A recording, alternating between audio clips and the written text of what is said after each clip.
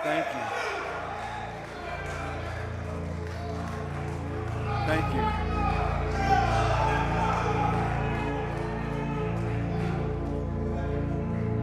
Thank you. My dear brothers and sisters, Asalaam, Alaikuum. In the name of Allah, the Beneficent, the Merciful, I bear witness that there is no God but He, the One, the Incomparable, the Mighty, the Wise. We thank Him so much for the privilege of coming to birth in a book of truth, the universe, created by Him for the benefit of every soul that walks or comes to birth on this planet. There's so much for us to learn. It is a shame that so many of us leave the earth not having learned what the Creator intended for us to learn. I thank Allah, the Most High, for His intervention in our affairs, and really in the affairs of the whole human family, but starting with us. That He would not send a prophet, He would come Himself. Come out of His hiding place to make Himself known to us, and through us to the entire planet. Why wasn't God known? The Honorable Elijah Muhammad taught us that since the deportation of moon, the splitting of the moon from this part that is called Earth, said 66 trillion years ago there was only the planet Moon.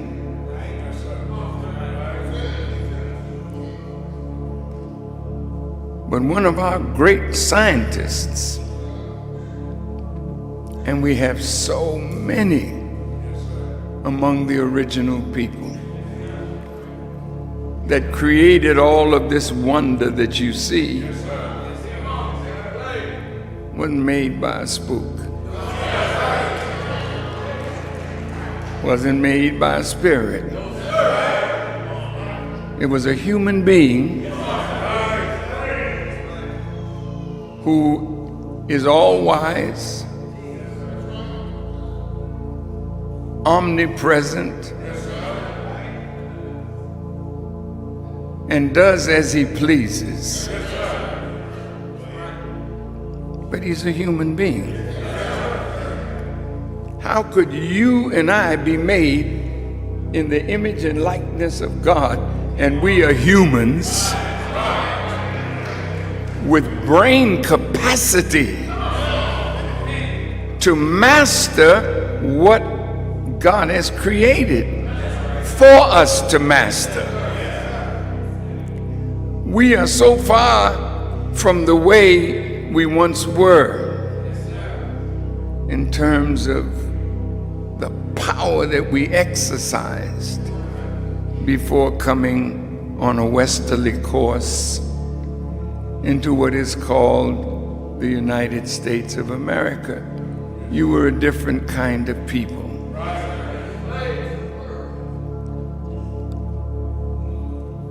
But the God came because it's time.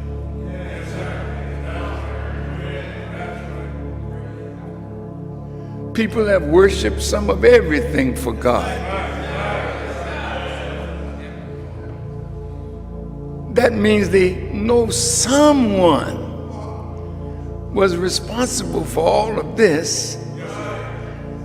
They called him by many names and they named him by many things, and they worshiped many things thinking they were worshiping God. But he came. And he chose America to make himself known. He chose America because the wicked rulers of America and this current world placed us in a condition that only God could solve.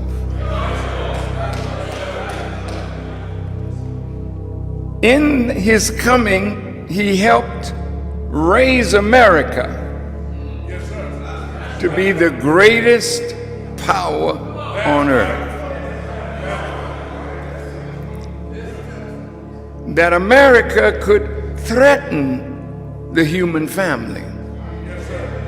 That they had enough nuclear weapons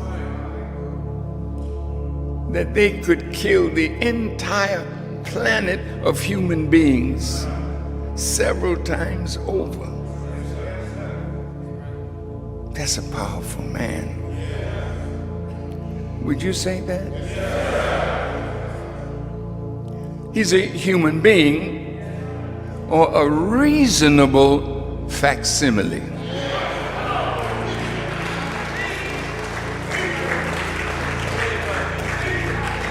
He's human in that he is an imitation of the real.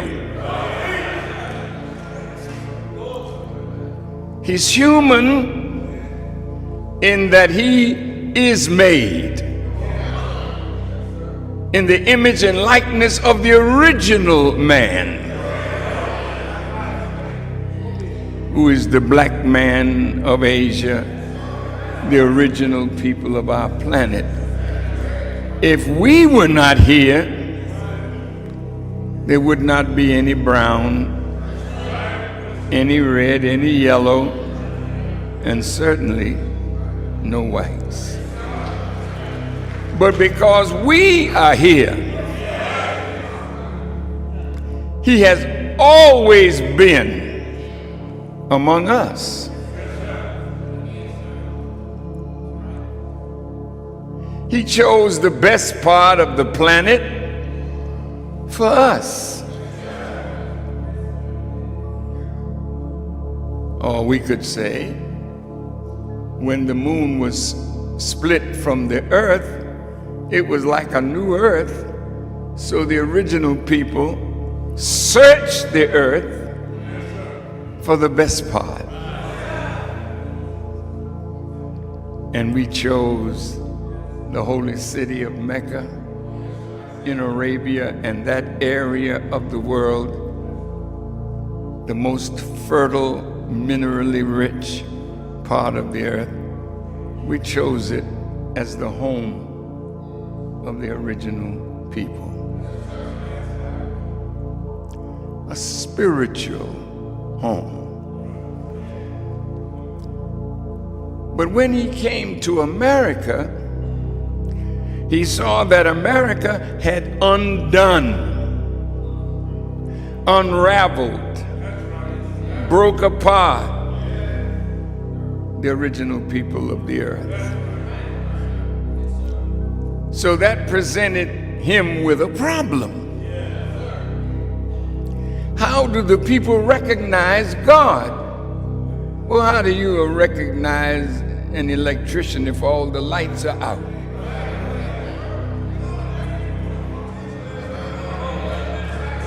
Man comes and does something that only an electrician can do. And you say, oh, the electrician is here. How do you know? All the lights are on. Well,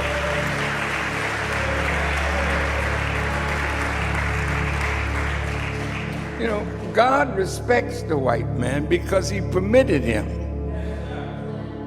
Notice the words I used. He permitted him, gave him form and expression, and gave him a limited time in our infinity of time to rule for 6,000 years. But in that 6,000 years, this man has worked. And 9/10 of our planet is under his rule.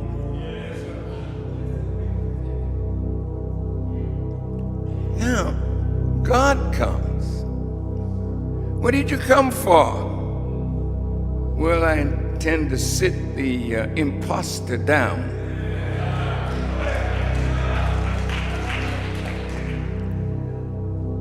And establish my own king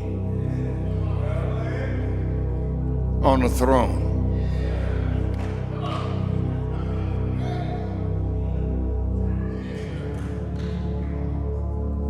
And I intend to make a new heaven and a new earth so that all of you that live will know that I'm present.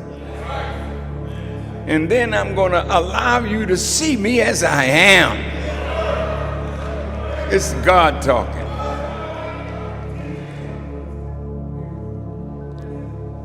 Will he be in this form? What other form?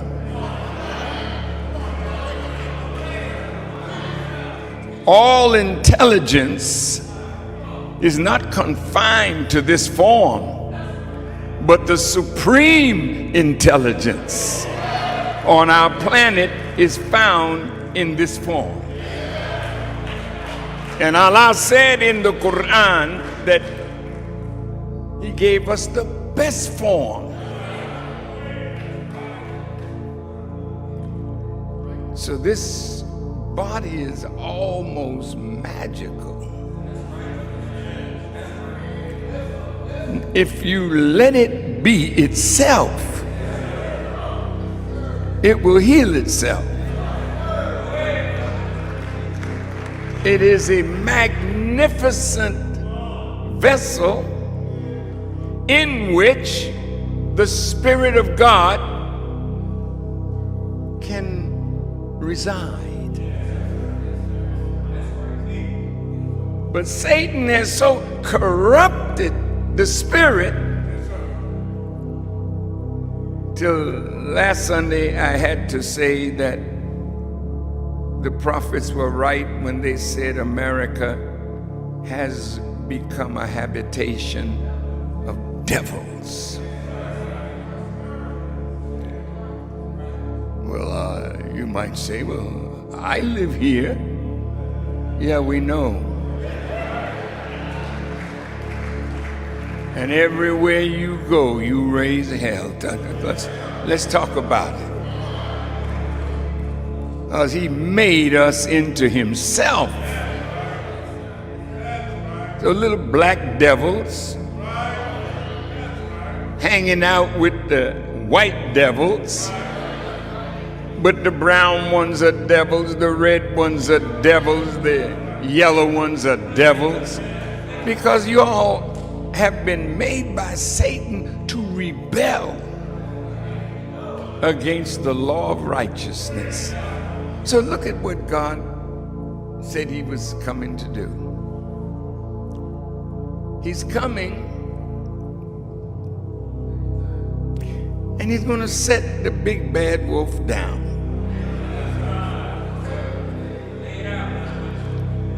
I mean, you mean he's coming and this man got all this power? He got all this weaponry, and God in human form is going to sit him down. He's going to sit him down But he's such a weak foe.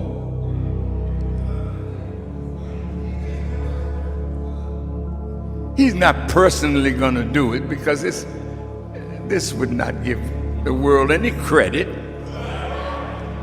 for the Lord of creation to bother himself with this Johnny-come-lately to his planet.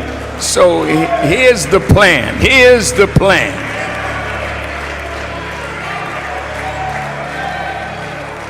Now, God allowed us to come into his hands.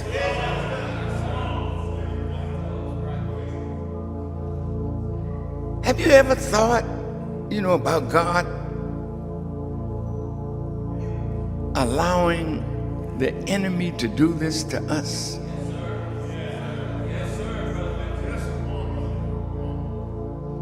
He couldn't have done it unless God gave him permission. So if God gave him permission to rough us up like this, beat us down like this, turn us inside out like this, why did you do that, God? He said, just be calm. You'll understand it better by and by. Now here's how wise the God is. To show you his power, he comes. He has 3 hats on.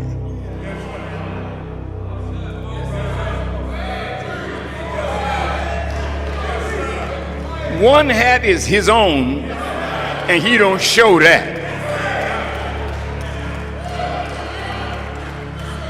But he got hats for 2 men.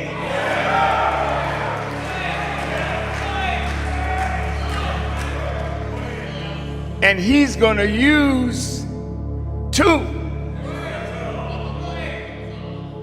of the people that the enemy destroyed.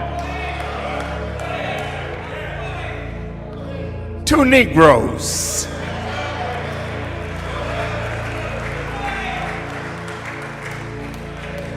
Two that were suffering on the plantation under white rule. They're whooping the hell out of us, not knowing that one day God would make the bottom rail come to the top. God would make the last become first. And God would take the tail and make it the head. That's why he came to North America by himself. They didn't need no help. He set the angels down. Y'all, cool out. I got this. The mighty God talking. I got this.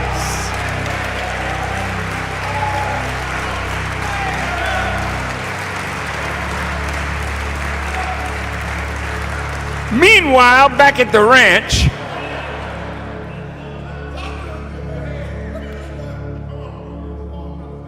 God sent prophets into the world. Some they beat, some they killed, some they imprisoned. But they were prophets warning the rulers, is a day coming that you're going to have to reap what you have sown. Now, white folk, when they doing us evil, they already knew something about our future. Some of you are Masons, Shriners, studying the secret wisdom of God in your lodges. But your lodge is a little different from the white folks' lodge. They allow you to have what they were given by Muhammad, the prophet.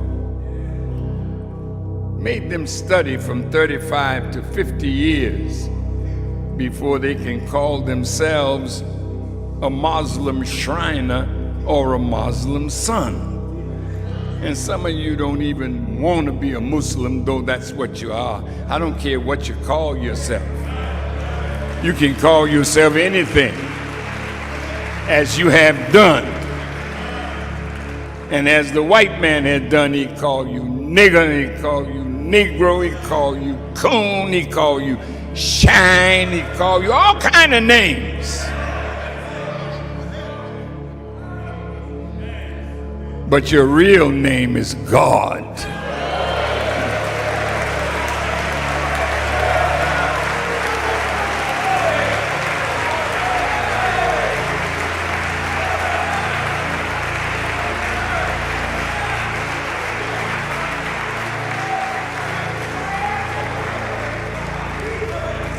Yeah, the Bible tells you there are lords many, gods many, but Allah is the one, the mighty, the supreme. So they got all these gods in America and turned us out. So anything that the white man is and is about and permits, he let us into it. You know how you do when you have a hit record? Only the white man can help you make a hit now. Some of you have done it from your trunk. Made a little money too. That shows you how tough you are. You take nothing and make something out of it, like what God does all the time.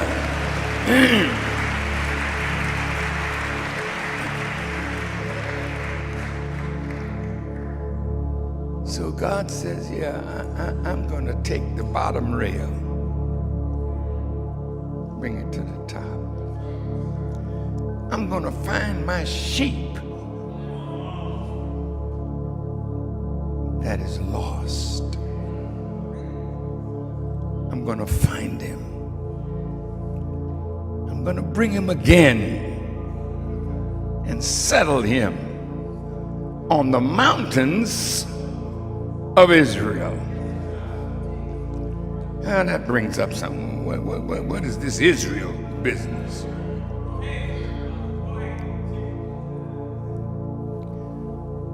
Jacob was a pretty tough fellow in the Bible. He wrestled with the angel.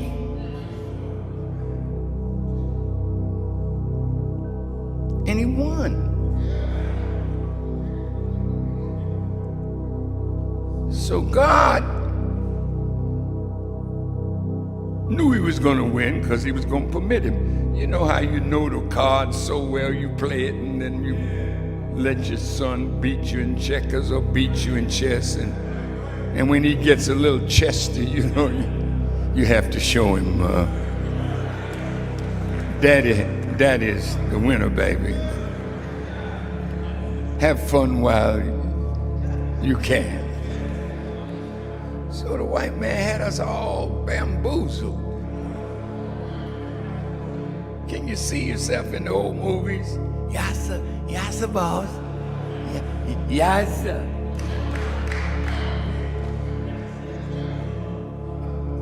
Hey, boy, come here. Yeah, yes, sir, boss. Well, how people played the role, man. Our poor women, Lord have mercy. He had a field day with you. Went in and out of you like foxes go in and out of the holes that they make. Holes.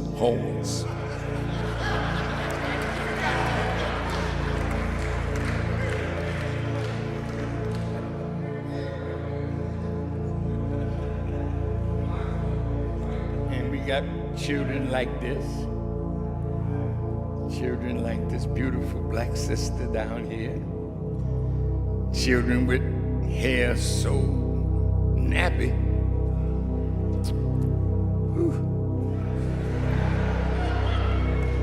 Look like dried raisins, you know. Then you got some curly-headed ones, even little straight-haired ones. So he made us all up into himself. And since the Honorable Elijah Muhammad said that God said he's the real devil. Now wait a minute, Farrakhan. Yeah, the only reason you in hell is because you with the devil. The devil is the master of hell, and you didn't know it, maybe, some of you do, that you one of the devil's helpers and soldiers. Not me. I'm a disciple of Jesus the Christ. So you say. So you think. The master deceiver has made us think that we are followers of Jesus Christ. It gets worse than that. The master deceiver makes us think we're followers of Moses and the Israelite prophets. We are the real Jews.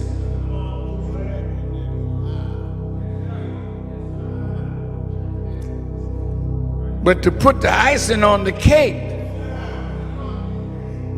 Satan took over Mecca.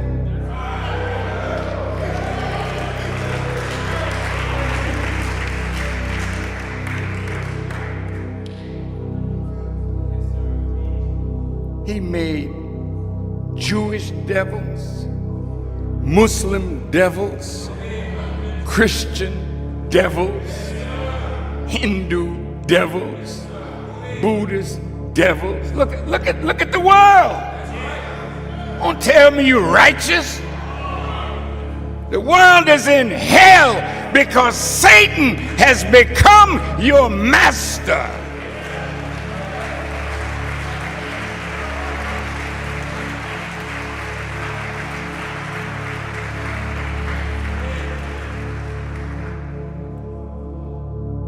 So God shows up.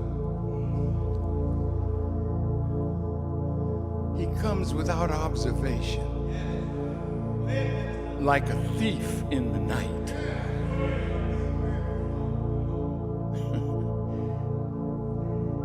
How could he come without observation? There's an old saying, prepare me a body that I may go down.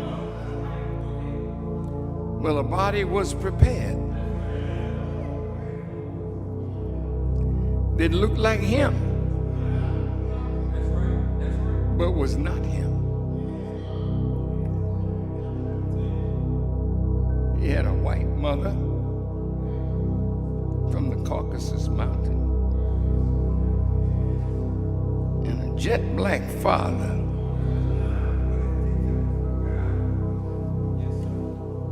He was a master when he came here. He came in, as Isaiah the prophet said, with dyed garments on. That's what this is.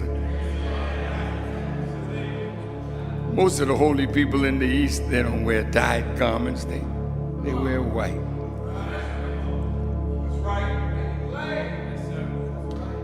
But he came with dyed garments on, without observation. He came in and out of America for 20 years. From 1910, visiting white people, visiting president, visiting. Yeah. He got to know white people pretty well. Let me tell you something. You've been living with them. Not with, under. The big difference between with and under. Any woman that lives with a man knows the man. We lived under him. And some of us never got up into high places. But you're up there today. It's real talk. No black man becomes great in America without the help of the Jewish people.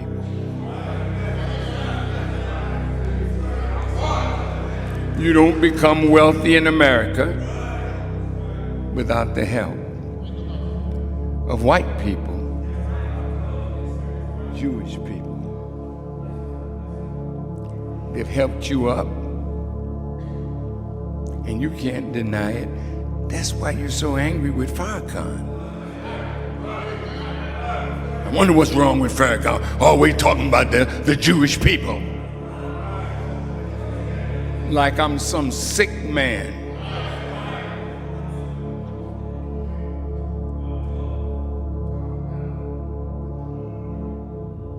No. Some of you think like that because you don't know the assignment that God gave to the two men that were qualifying for their hats.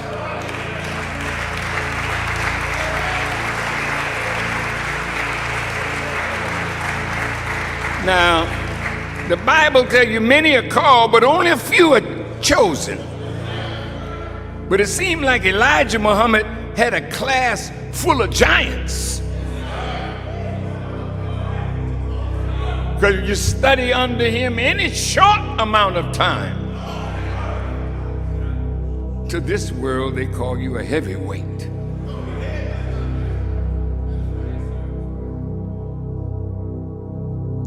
So Brother Malcolm, as I said over the weekend, studied 12 years with Elijah Muhammad, and his place in the class was aborted. He was aborted. I don't know whether you've ever seen an abortion. It's not a pretty sight. Because an abortion is when you don't let a thing grow to term.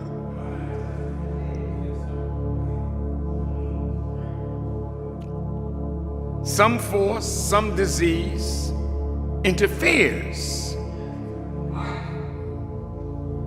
And the growing, living thing dies, and it never came to full term.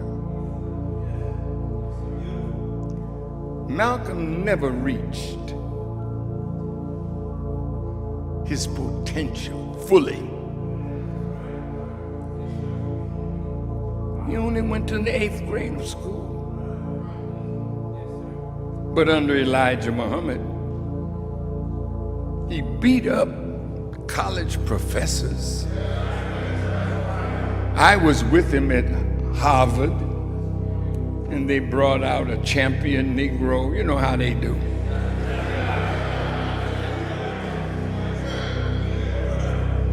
And they sicked their champion on Brother Malcolm, and he ate him up for lunch and spit the bones out for some other hungry people to eat.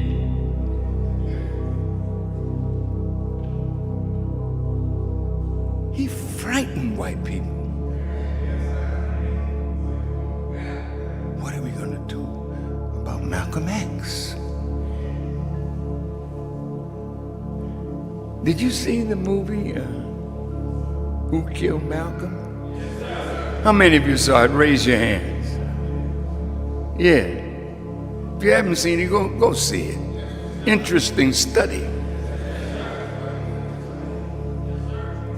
See? Brother Malcolm, when you watch him teach, the ears of black people, I'm talking about the common black man, was open for Malcolm.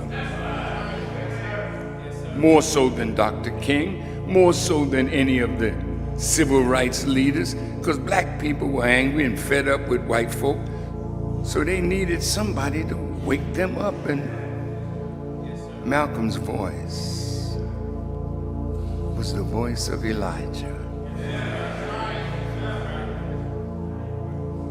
And something happened. You know, when I was a young Muslim, listen to this, I gave up my show business and got a job in the garment section of Boston, Massachusetts.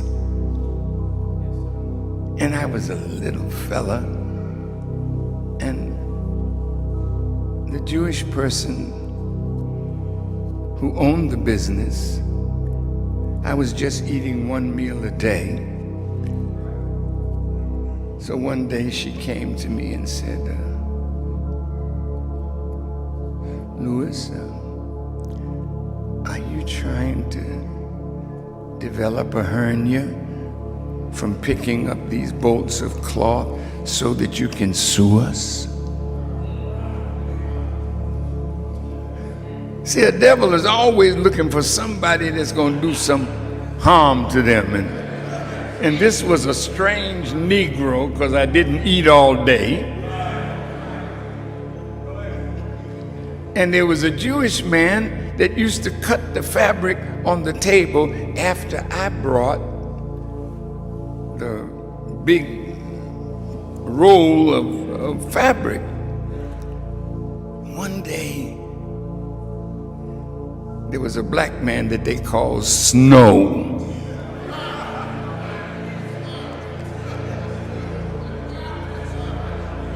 You know how they do. See, the beautiful singers back in those days, quartet, one, the most famous, was named by white folks, called the Ink Spots.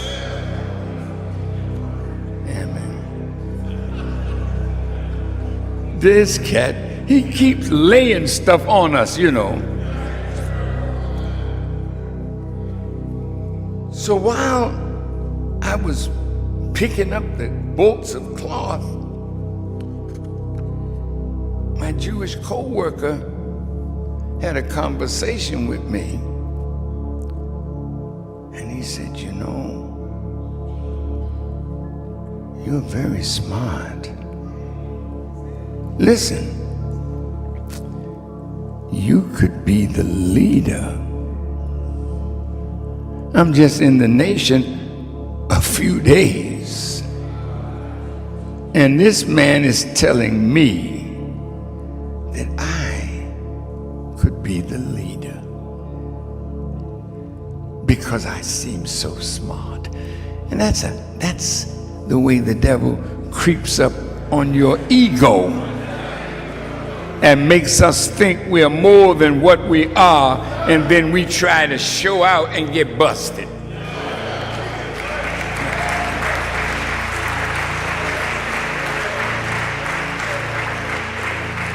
So when he dropped that on me, I said, sir, I said, when you and your people were in the hills and cave sides of Europe, when you talk like that, they know you know something. I said, which one of you cavies could be the leader over Moses in your condition? That was the end of it.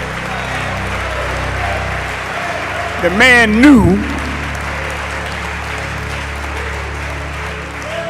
he was meeting a little master that he could not master.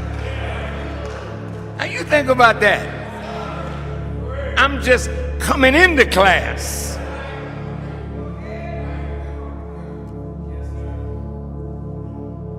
The IRS came. We want you to come downtown. Sure. He said, we haven't seen any report on your income. I said, oh, I don't have any income.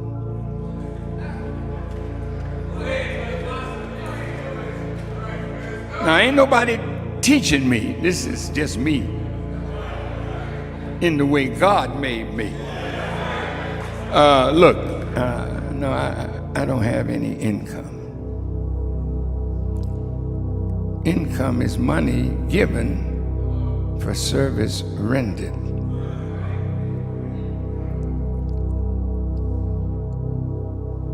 I said, my job is making the blind see, making the deaf hear, the dumb speak, and raising my dead black brothers to life. You ain't got enough money to pay me for that. Listen. So God promised me a reward. So if you're still around when I get my reward, maybe you can try to tax that. Get out! That's the wisdom of my teacher. And they trying to abort me from such a class as that. Y'all all right?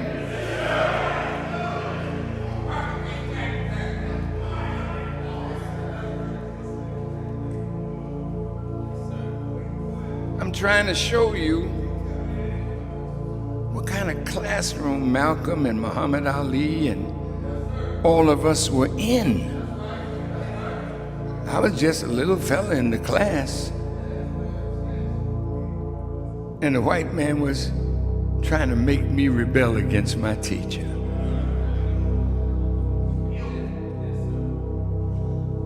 So when Brother Malcolm didn't follow the instructions of the teacher, who told him, no, President is dead, don't make any statement about it.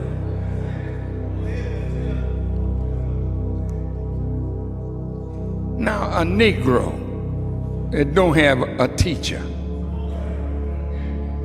you would laugh at Kennedy's assassination because you don't see the bigger picture. Malcolm knew the bigger picture, but he was blinded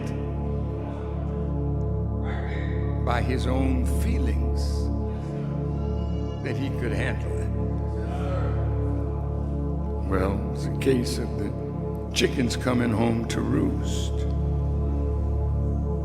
And I'm never sad when chickens come home to roost. In fact, I'm glad. Next day, same night, Malcolm X, the heir apparent of Elijah Muhammad and the black Muslims, was joking and laughing at the assassination of our president. Now, I'm in Boston, man. The Irish Catholics run the town. You're a wise man. Do you go in the face of the enemy and the messenger told you, no, don't say anything? Gone. My brother, his tenure in the class was interrupted, and he decided he didn't like the punishment that his teacher gave him, and he left the class. See, when you leave the classroom of God,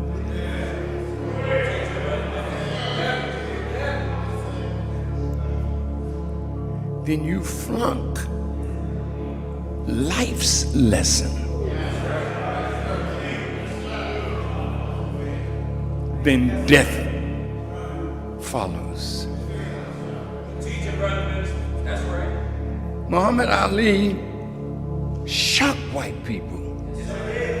And you loved him because he had the strength and the courage to challenge white people. You know that.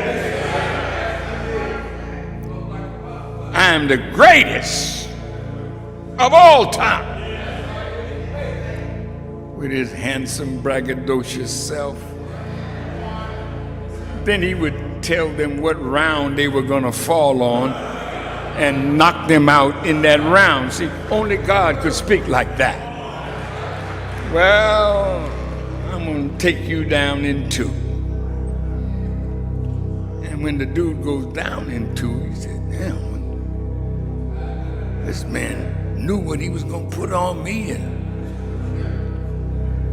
see, Malcolm and Muhammad, we were practicing gods.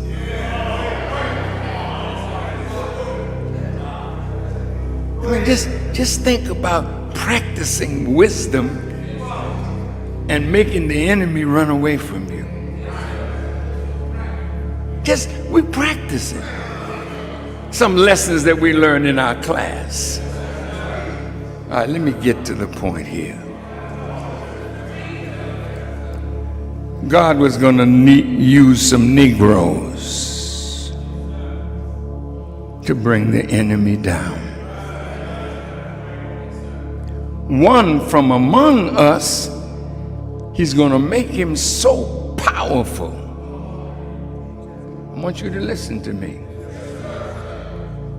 That he would be able to control the weather. See, God does that all by himself. But he's going to take a Negro and fix it. You see, man, come on, stop lying like that. See, that's how little you think of your potential.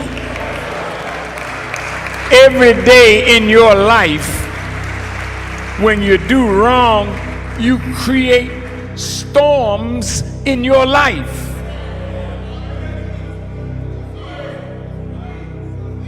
You can't handle the storm that you created.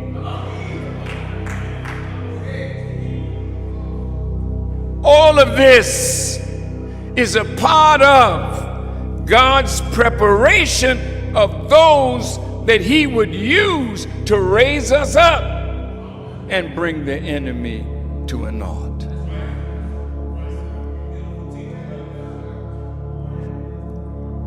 Now, for the last near 40 years, I have been labeled as an anti-Semite. And most of you have heard that name applied to me and to us.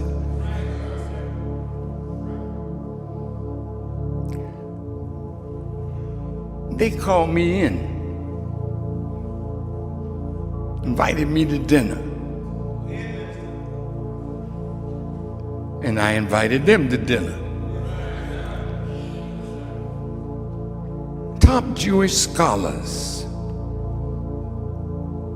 came and sat at my table, my father's table, but I'm living in the house. They're sitting at my table, and they're telling me, Farrakhan, you do not try to teach us. Did you hear what I said?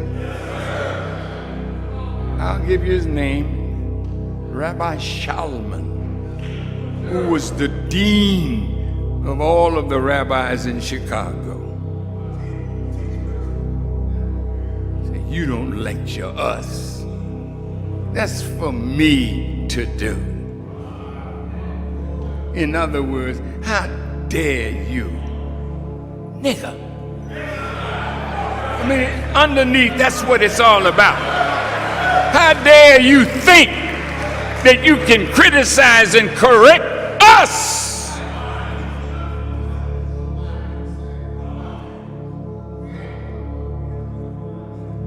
So I looked at the rabbi. I said, Rabbi, there was a rich man in the Bible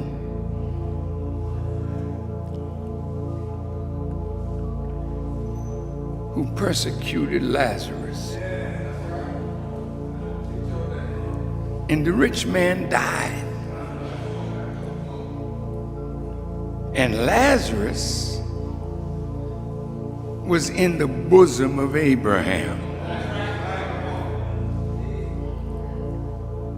And the rich man said, hey, Laz,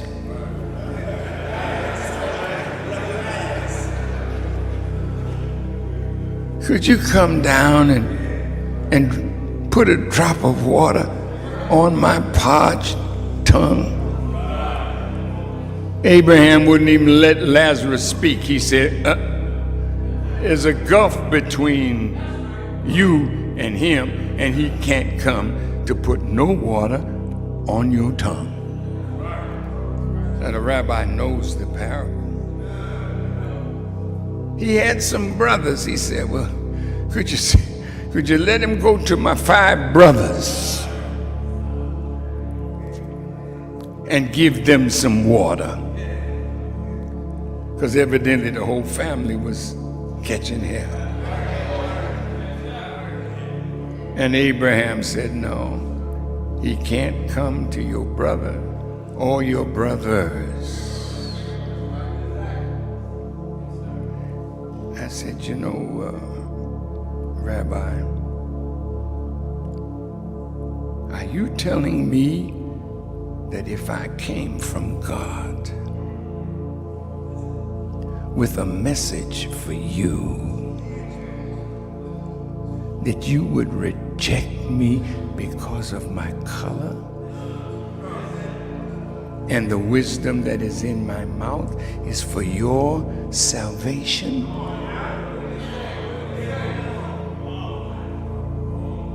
Would you do that, Rabbi? Now, he don't know where I'm going, and at the time I didn't either.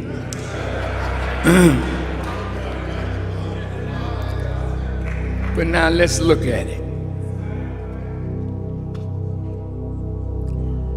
Did you know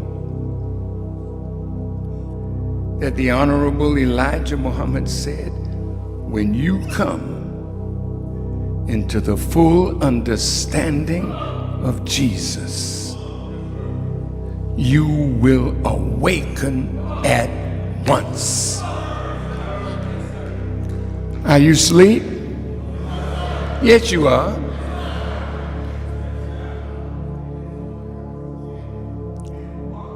You have a degree or two of consciousness, but don't get it twisted. See, God don't sleep all day. God don't lay in the bed looking at TV, hoping that something's gonna come and change his condition. You understand what I'm saying? The rabbi would not accept wisdom from me to correct his people because of the color of my skin. Now, the name of this subject is Jesus is the key. It was a long time getting to it, but I had to lay the right base. Now look at this.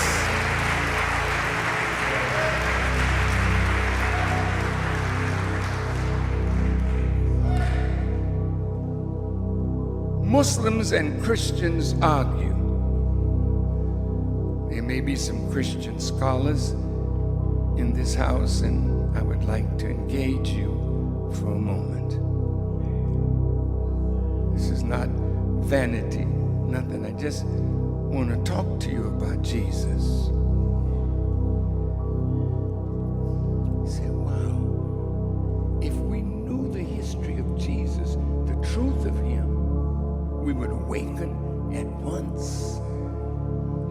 What is there about the knowledge of Jesus that is hidden from us, that if we knew it, we'd be up and moving? Could it be that that's why Jesus said, you shall know what? And what would truth do? Are you free? Well, then you don't know.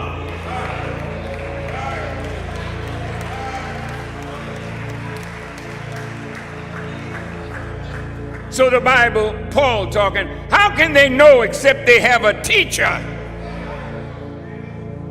How can they have a teacher except he be sent? White folk ain't sending you no teacher to free you from their grip.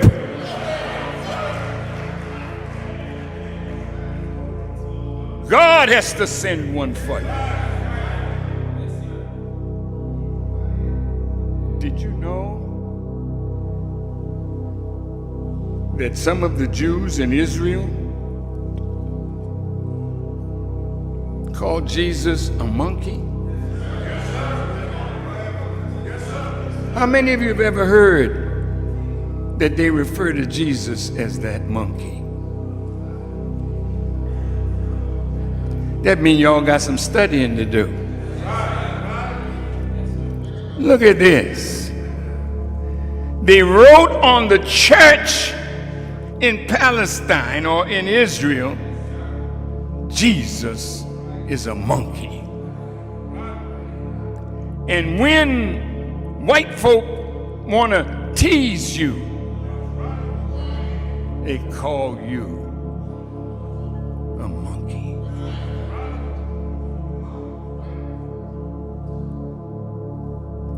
Jesus had a hard time among them. Listen to these words. When Jesus, these are words from the Honorable Elijah Muhammad.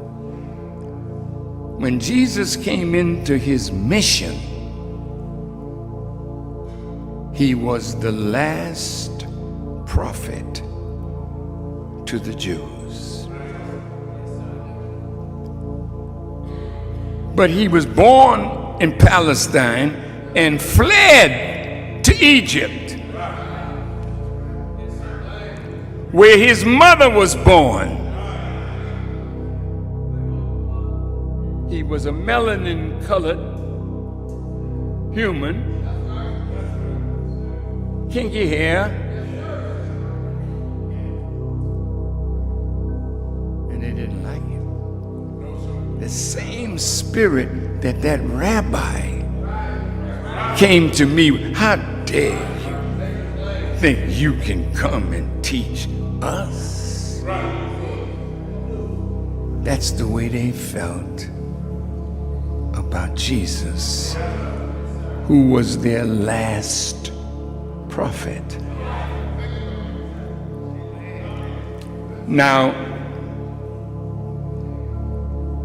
Muslims believe Jesus was only a prophet.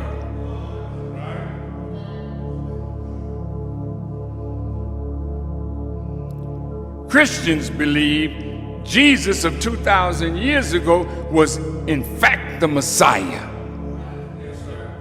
So on those 2 points, Son of God, all of that kind of talk, Muslims and Christians disagree.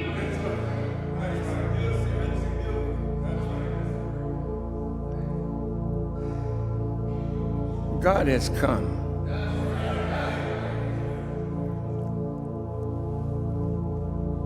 to clear up the differences and help us to understand why we are really one.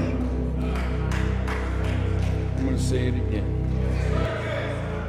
Why we are really one.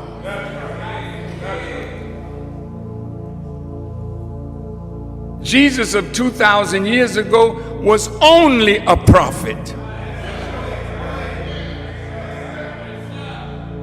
And when he thought that he was going to be the one to destroy the civilization of those to whom he was sent, and found out they had 2,000 more years on our planet, he was, as Paul said, a man born out of due season.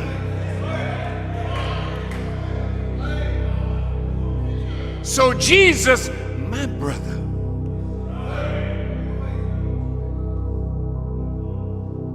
knew he was 2,000 years too soon. Jesus came to remind the Jews to cleanse themselves from their deviation from the law given by Moses and the Israelite prophets to them. Jesus warned them that if they did not cleanse, if they did not come back to the law of God given to them through Moses and the Israelite prophets, then 2,000 years in the future, they would meet their end. Yes, sir. Yes, sir. Now, Jesus, when he found out he was 2,000 years too soon, and when he knew he was only a sign of that one that would come at the end of the rule of this world, he decided, listen to the words, he decided to give his life for the truth that he taught. There he was in Palestine. He never taught the multitudes. There were no multitudes in Palestine living, listening to Jesus. In fact, on the day he decided to die for the truth that he taught, he had his largest crowd. 3,535 people, pardon me.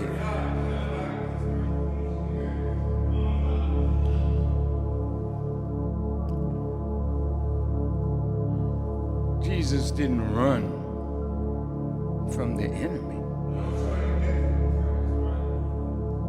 He offered his life. Not to the enemy, but he offered his life for the truth that he taught from God. And he goes out on the streets of Jerusalem to die. And he found a crowd gathered under the awning of an old Jewish man's store. And he started teaching them, and they were listening. The owner of the store came out, and Jesus quieted them down by saying, I'll get them to buy something. And the owner of the store went back in, and Jesus started teaching. I'm going to depart for a moment to tell you about the mind of a prophet of God. How can you do that?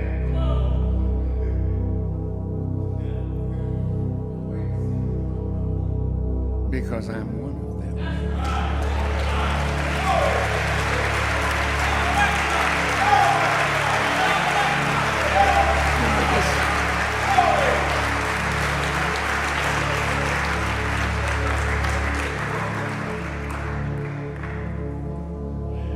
Hanging out with Elijah, a prophet becomes a low line of what he brings his students to.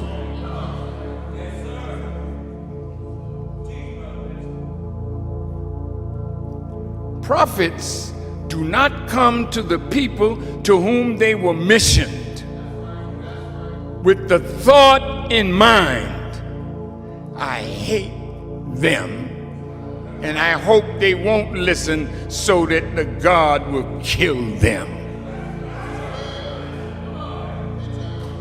See, if a prophet hates the one that he comes to teach and warn, he's weak as a teacher and does not represent the mercy of God in his prophetic mission and message.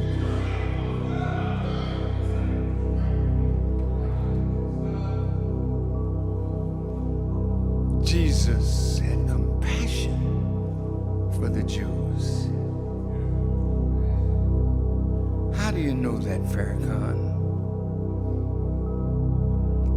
Because I've never been a hater.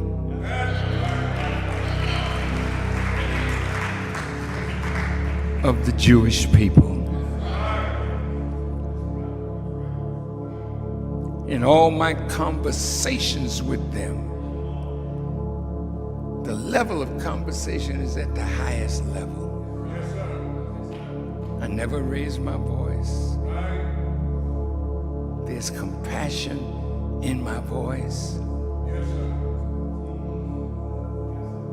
One of the rabbis that were in the group with having dinner with me, he said, Farrakhan, no, Rabbi Mark, Rabbi, oh God. What? Somebody called out a name. No, the one that I mentioned earlier, Shalman. Rabbi Shalman was a brilliant rabbi, but his scriptural power was weak when it comes to knowing the prophecies concerning his people.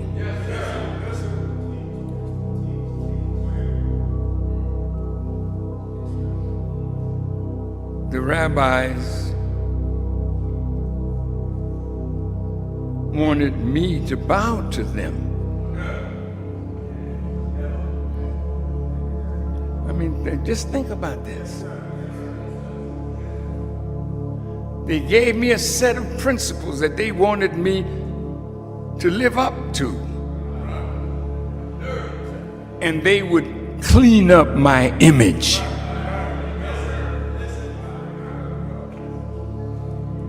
Now, if you know the art of the deal, you don't deal with Satan. You don't give him an inch. Because any compromise with Satan is compromising your own victory over Satan. Listen, listen.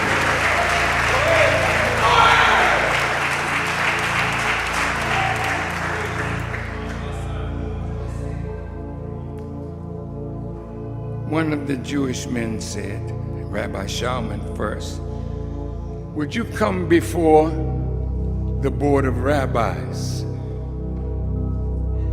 I said, tomorrow, if you could arrange it.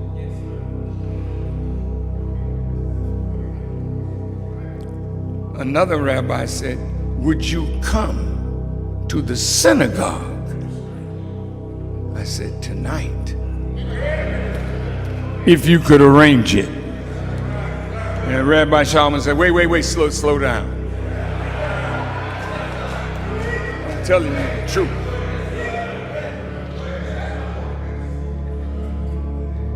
I invited the rabbis to come here, stand in this pulpit, and talk to those who are with me. He said, well, I can't do that. It would send the wrong signal.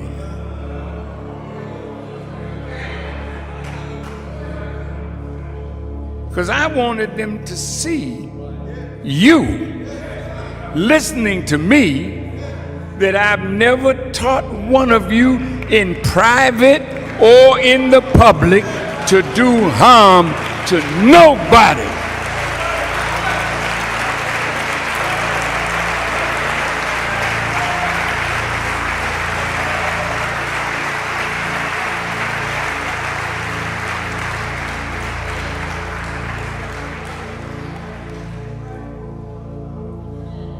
So when I said I was anxious to come to the synagogue and to talk to the board of rabbis, they closed that down right away.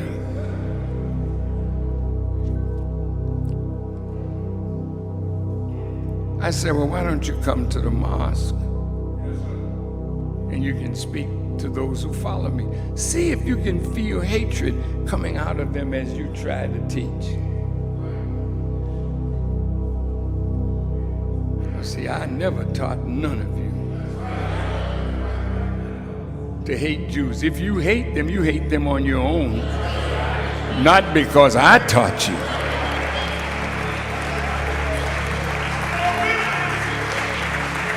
Now look at this.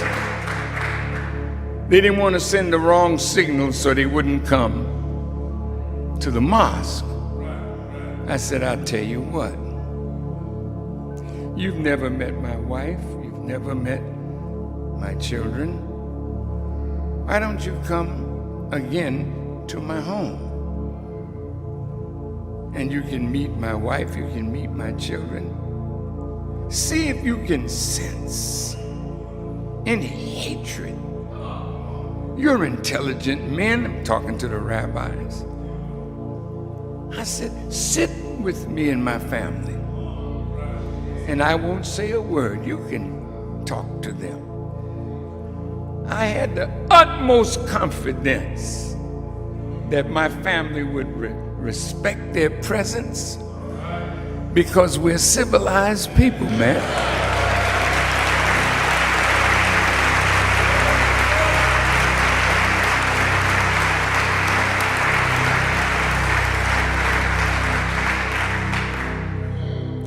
I said, you're sensitive.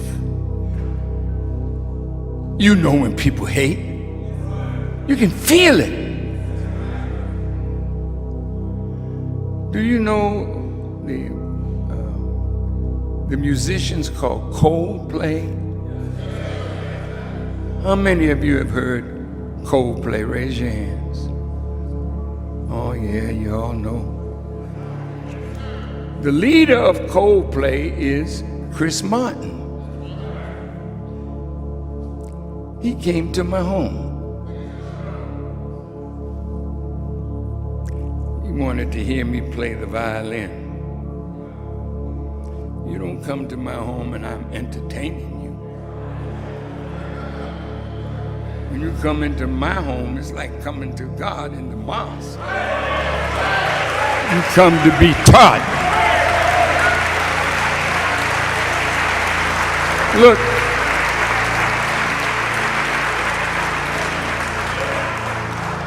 Chris Martin flew on his own jet, or he had his own plane, and he brought a few Jewish friends of his. Now they're going to scope me out. Sitting in my living room, asking me questions. See, when you ask me a question, I immediately consult the God.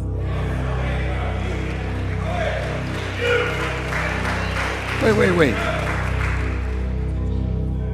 You ask me a question.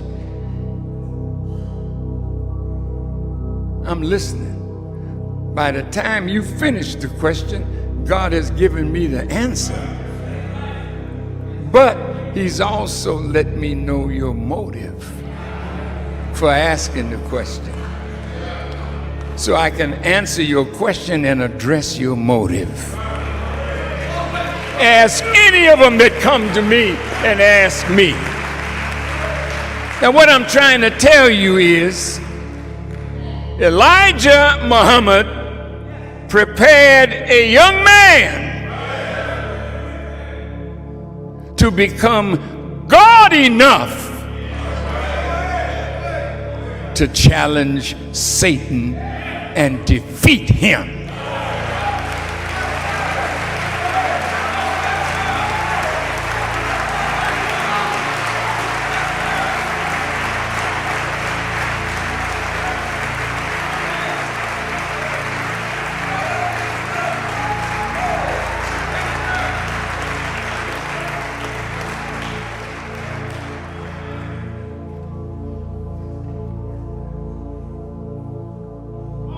There's another Jesus,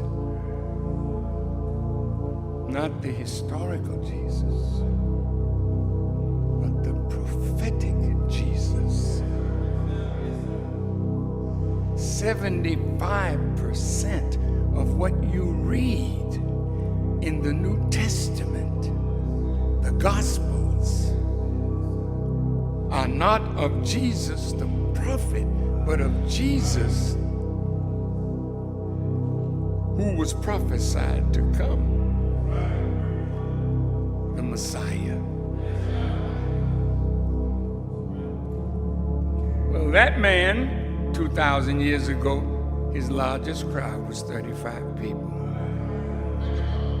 But the Jesus you read about spoke to the multitudes.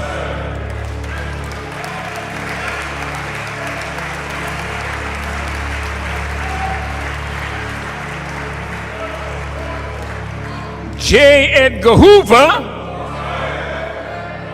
like Herod and the rest of the demons, knew who they were looking for. And they were looking for a black Messiah who could unite our people, especially the nationalist community.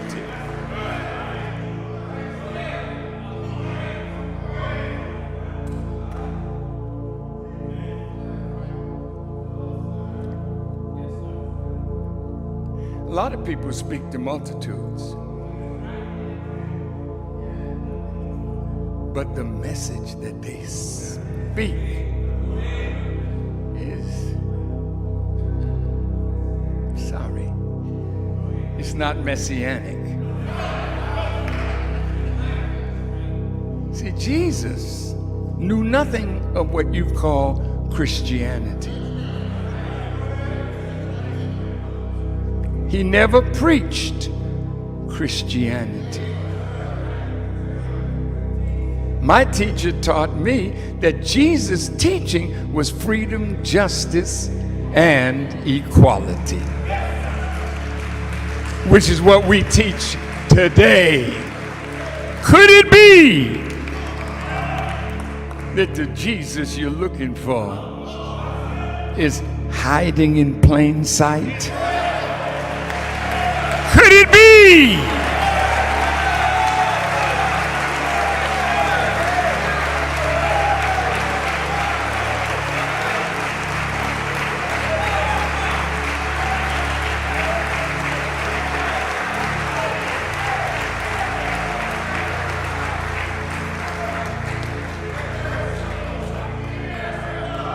now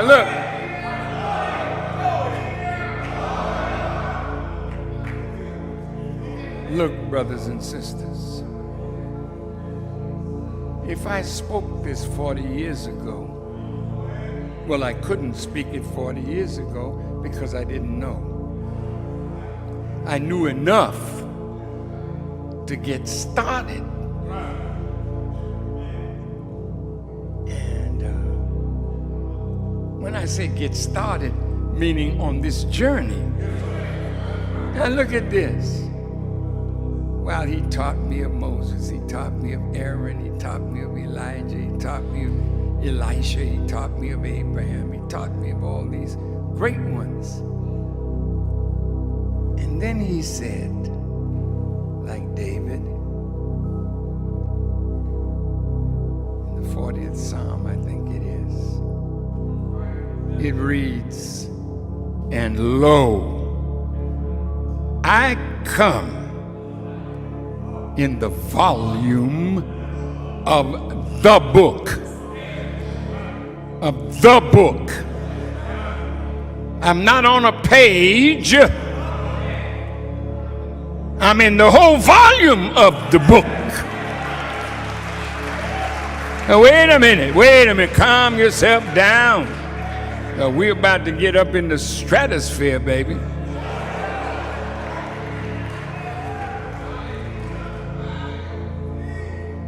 David was the prototype of the Jesus, the Messiah.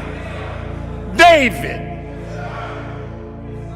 the son of Jesse.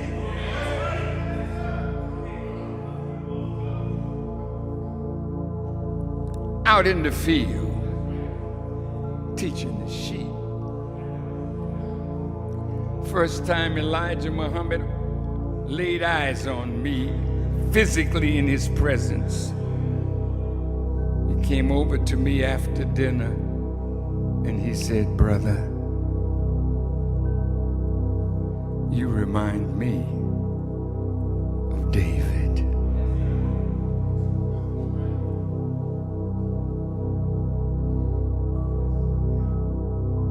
Study David.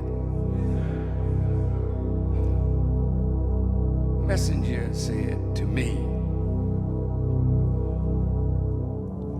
he taught me about Moses, he taught me about Aaron, he taught me about Jesus, only a prophet.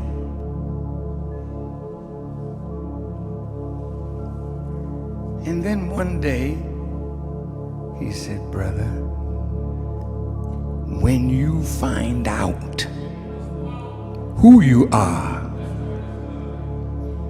you're going to have to struggle to hold yourself down." He knew all along who his student was.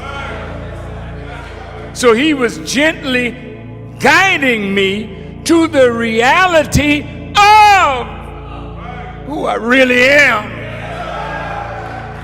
And none of you will be successful in teaching until you know and preach who I am.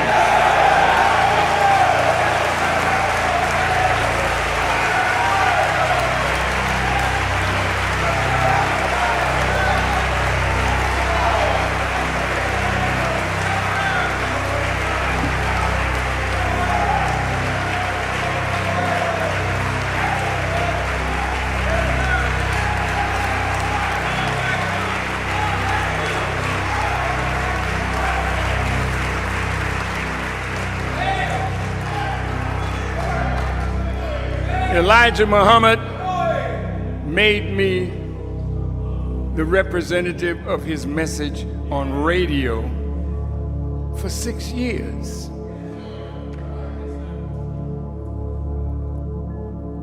And one day, he called me on the telephone. And he said, "Brother, I want you to speak on the subject upon this man will I lay the key." I said, "Yes, sir." And I preached the subject, send it to him. He listened. He said, "Oh." He said, "No, you missed. Try it again."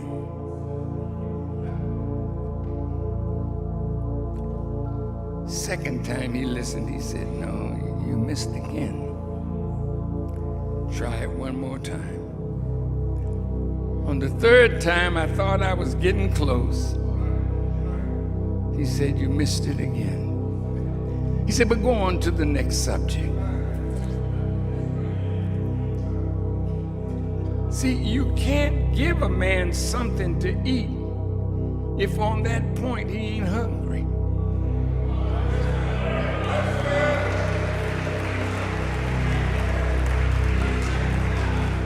He was trying to get me to see something, and I missed it every time.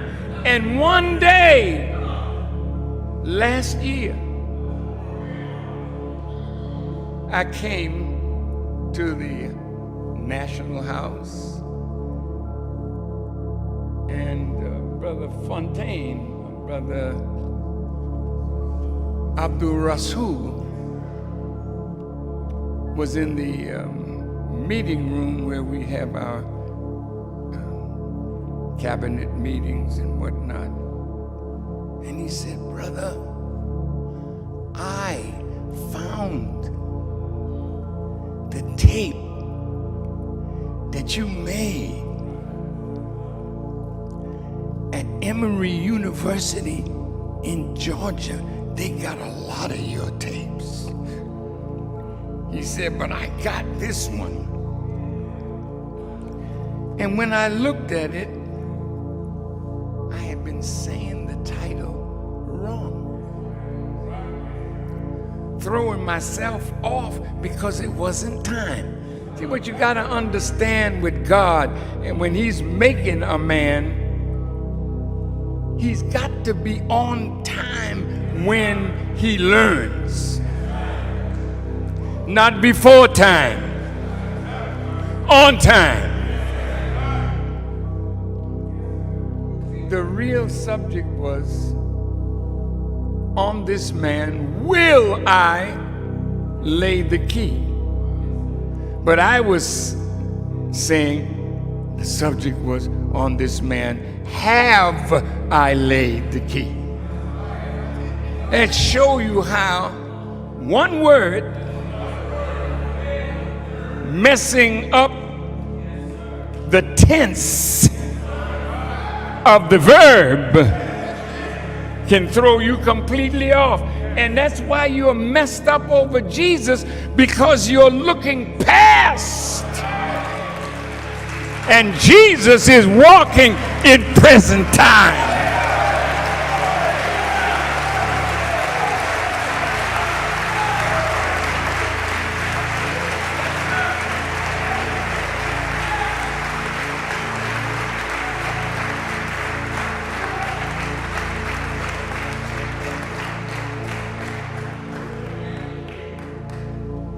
Just bear with me a few more minutes.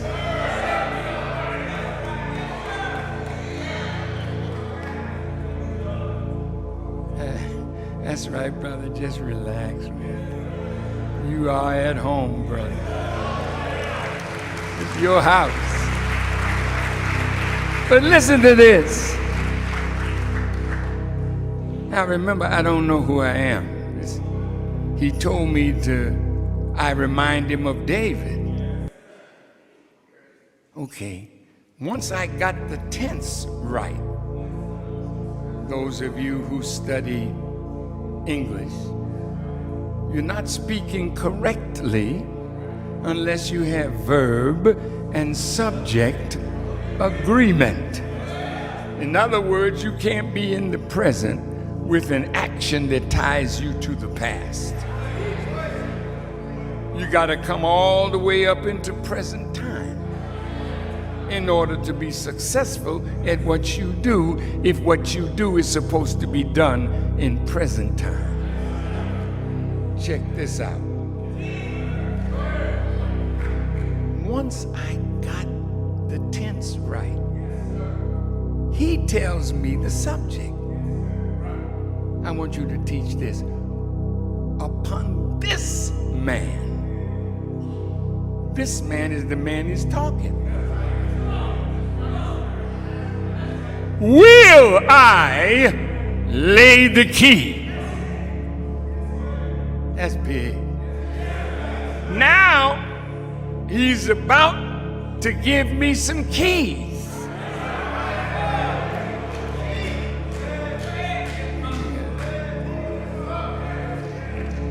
But evidently I wasn't ready to receive them. Now you read the Psalms and you read David and you read the kind of key that God gave David. See, the key to the house of David was given to Jesus. On this man will sometime in the future. And what he opens, no man can close, and what he closes, no man can open. Now, I could read that all day long. It wouldn't mean nothing to me, because I don't know David, and I'm learning about Jesus, and so, yeah, okay, you're going to lock people out.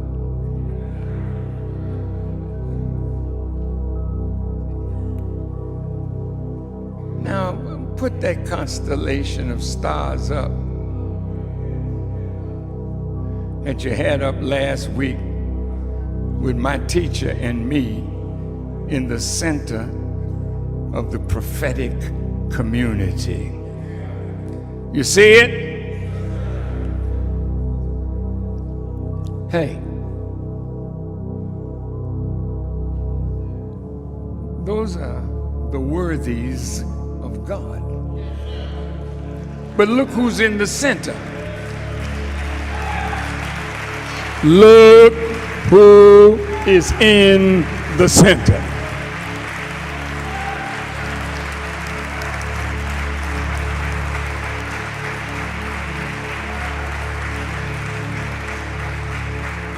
It's not one man.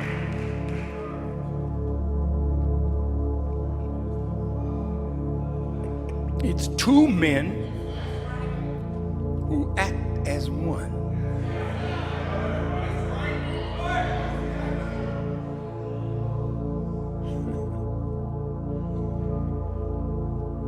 See my father? Oh no, you got to keep that picture up. Oh, it's over there?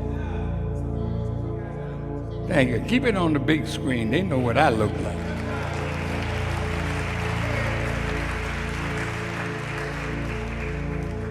Look at this. See, my teacher said these words during the Theology of Time lecture series in 1972, right here where I'm standing. He said, "You all don't know what the fulfiller looks like." Fulfiller of what? The prophecies of all of the former prophets. What he was telling you is he, Elijah Muhammad, fulfills the prophetic utterances of the former prophets, and his life touches their life. His mission encompasses their mission and ends the time of prophets, because now you're coming into the time of the presence of God, and God making you, me, us into gods. Listen, listen, listen. You got it up there? Now, Elijah Muhammad, this is his helper by his side, made for him by the one that's not there for you to see, but his name is Master Fard Muhammad.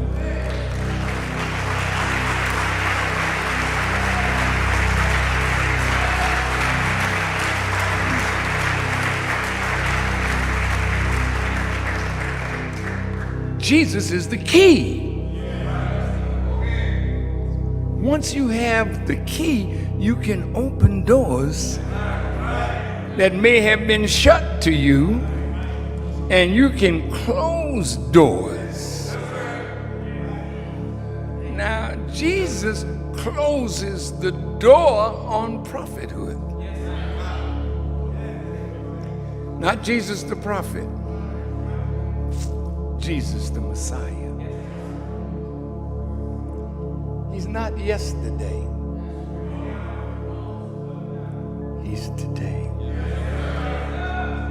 He was a man of color yesterday. They rejected him and called him a monkey.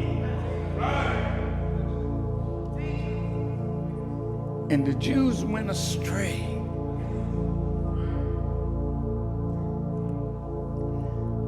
See, Moses' law was broken 1,700 years after Moses. A wicked fella named Nimrod broke the civilization of Moses. And the whole earth went into darkness, spiritual darkness. And Jesus was born in that darkness, out of that darkness. And he was telling the Jewish people, you've got to go back to what Moses and the Israelite prophets taught you. And if you clean yourself up, God will not destroy you. They hated him, and they sought to kill him. And the Jews and the Roman soldiers, they got him on that street that Saturday morning between 9 and 10 o'clock. Jesus was teaching. The Jewish store owner realized that this was the one, that there was a bounty on him. He called the authorities. And when the authorities came and they saw Jesus, they ran to get him and bring him to the authorities. And they started arguing among themselves, the two soldiers, because one said that he got there sooner than the man on the left. And listen to how sharp the mind of Jesus was. He said, the soldier on my left, you did not get me first. The man on the right was 0.3 of a second ahead of you. That soldier walked away, and the Roman soldier that was bringing Jesus to the authorities started bargaining with him. You brought him in dead, you get $1,500. If you bring him in alive, you get $2,500. But dead or alive, they wanted Jesus. And the Roman soldier said, look, if they get you, they're going to torture you. So why don't you let me kill you? It'll be so quick, you would not feel it. I'm a poor man, and the $2,500 I could use. And Jesus said to the soldier, come and do it. And he faced the soldier with his arms outstretched in the form of a cross. But the Roman soldier took a knife that looked like the American hunting knife, and he drove that knife into the heart of Jesus with such speed and force that it came through him and stuck on the board behind him. His nerves froze. And when Joseph came to retrieve the body, he was in this form. And they laid him down.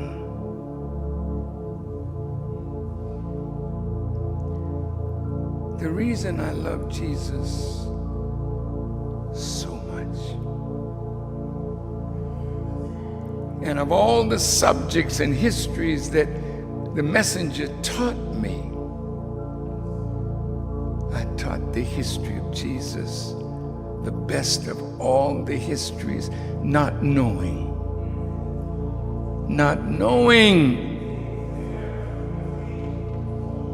that I was teaching about myself.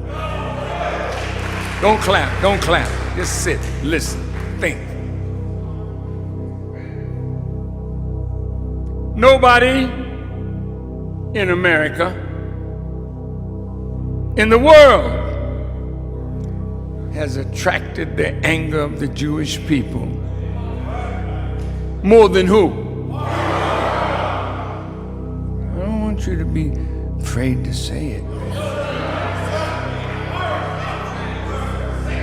See, it is I. I've never hurt one Jewish person in my life. I've never told any one of you to harm one of them. My mother grew when I was growing up, working at her sewing machine and cleaning the homes of Jewish people. My mother never came home and told me one negative thing about the Jewish people that she worked for. One day she was in the kitchen washing pots, and I came on the radio in Boston, and the Jewish lady for whom she worked looked and listened, and she said, "I wonder who that boy's mother is."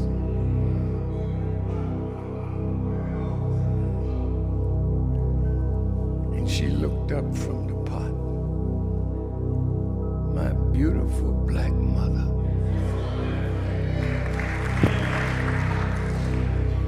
And she said, "That's my son."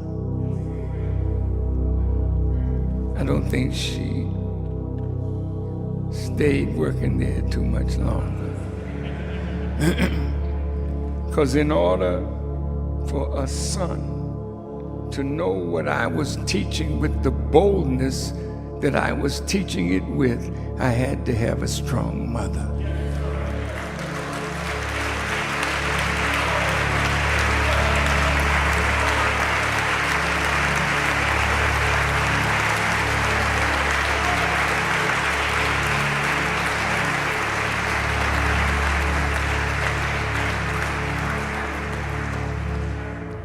Now, those of you who have Bibles, go home,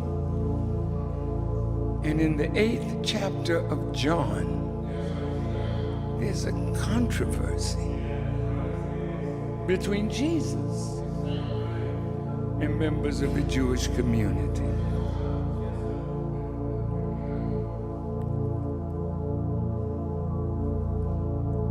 And Jesus said to the Jews, "I know you.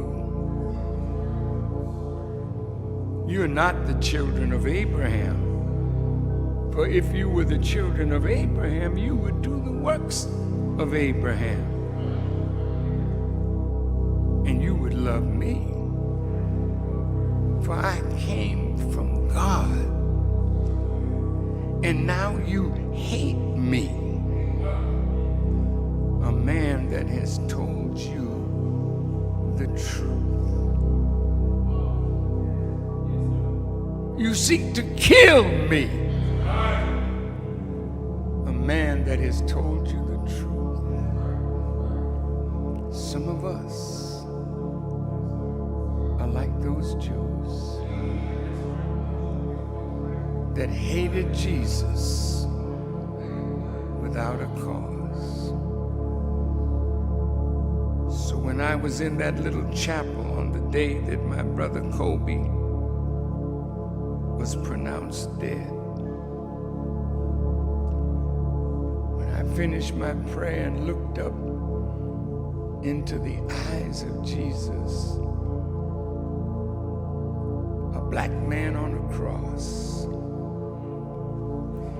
his eyes were like not fear, but he was deeply concerned about what he was looking at. And when I saw it, I exclaimed, Father, you know that I now know I'm looking at myself. How deep is your love?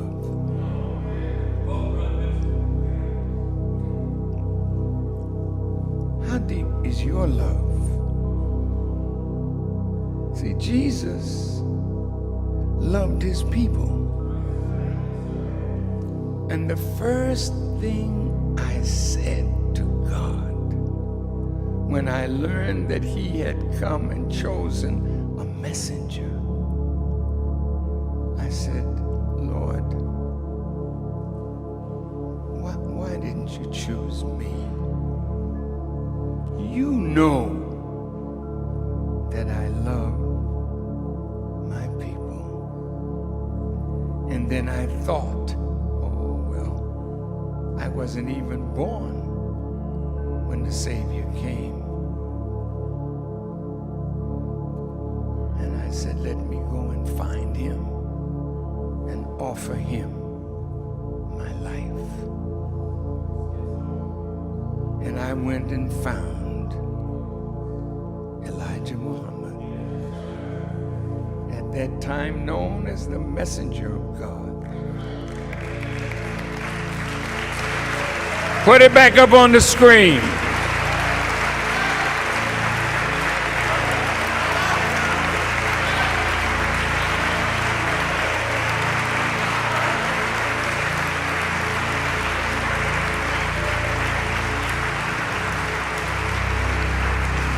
I offered him my life,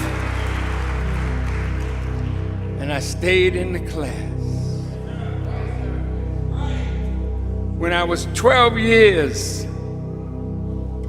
in rebuilding the nation, I met the head of the Rabita, the Muslim World League in Mecca.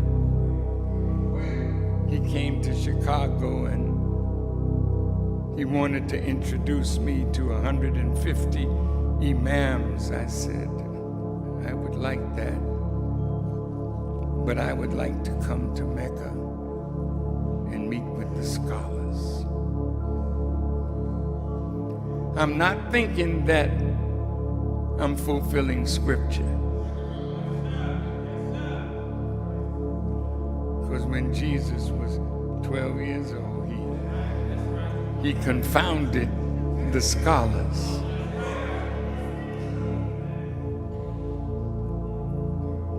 He arranged for me to come to Mecca, sent for me, paid my way.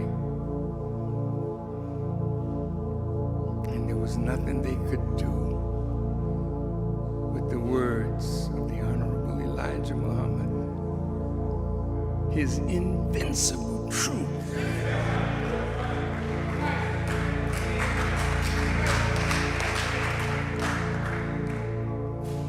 So they agreed to let me be, but they didn't bow down. But they could not defeat my arguments. You got them prophets up? Put them up.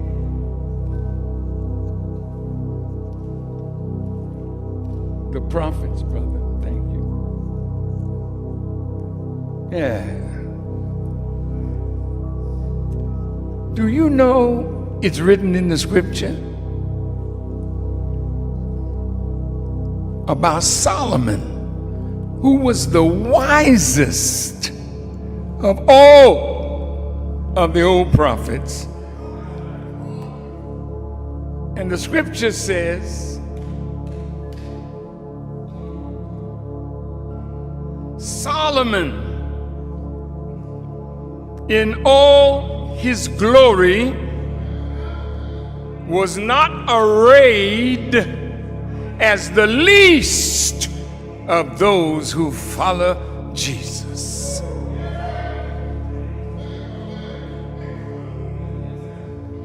Solomon could not answer the questions in your student enrollment.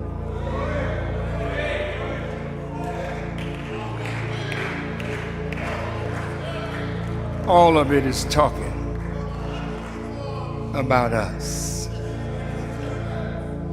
You stay with me a few minutes and your eyes come open. Things that you didn't know, you begin to find out, because I represent Jesus. And some say, well, you called him the exalted Christ. How is he that? There's a scripture in the Bible that says that Jesus fasted for 40 days in the wilderness. And my teacher asked me, do you know what that means? Every time he asked me, did I know what this means or that? I said, no, sir, I don't know. See, stop faking it. If you don't know, shut up.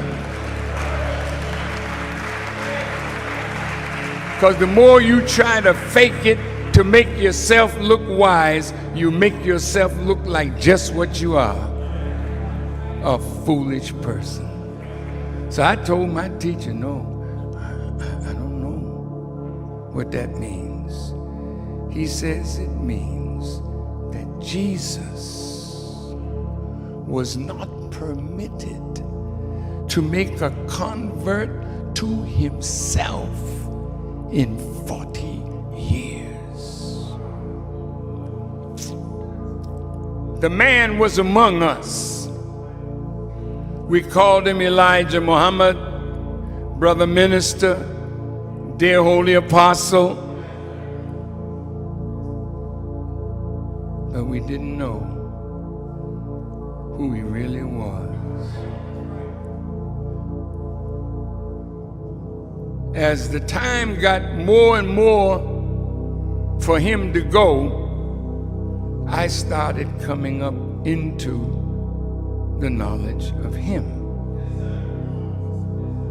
It frightened me, and I wrote him a letter telling him the things that he was teaching me that were heavy with the hint of who he really was. And I put it all together and threw it on the plate. Am I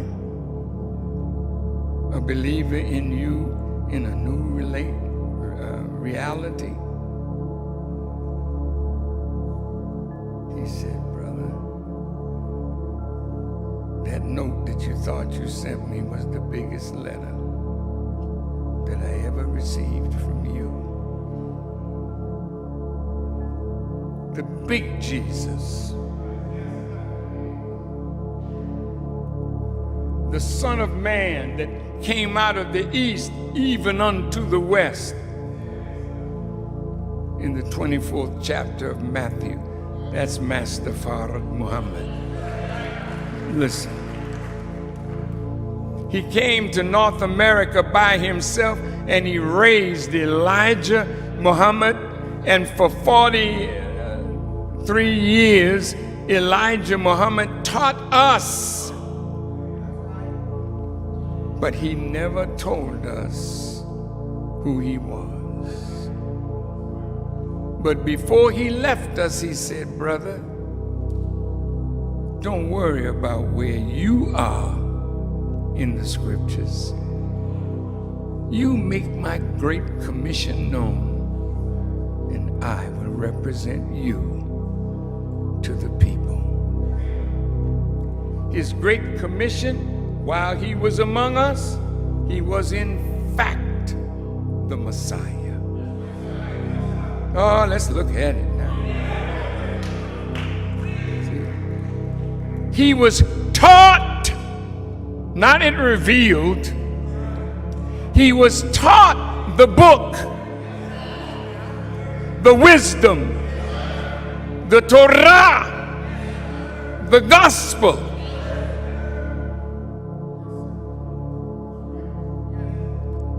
He will teach us what foods to eat, what foods to store in our houses. He taught us how to eat to live. You look at the Muslims who are disciplining their eating habits. Their skin glows, their eyes are bright. And we're putting years on our lives. That's what the Messiah would do. Now let's look at this book of these prophets. See Abraham over there? What did he do? He introduced the oneness of God.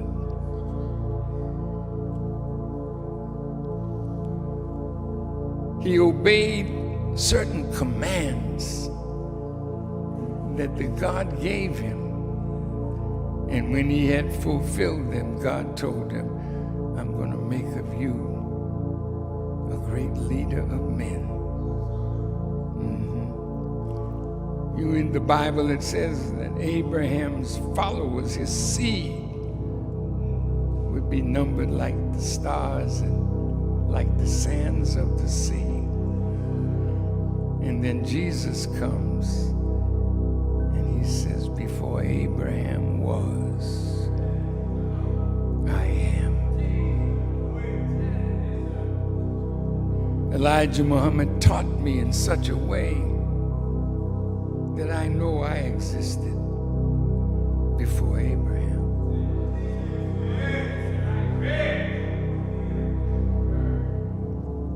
We existed before there was a prophet named Abraham. Look at these prophets. Poor Noah. Is he up there?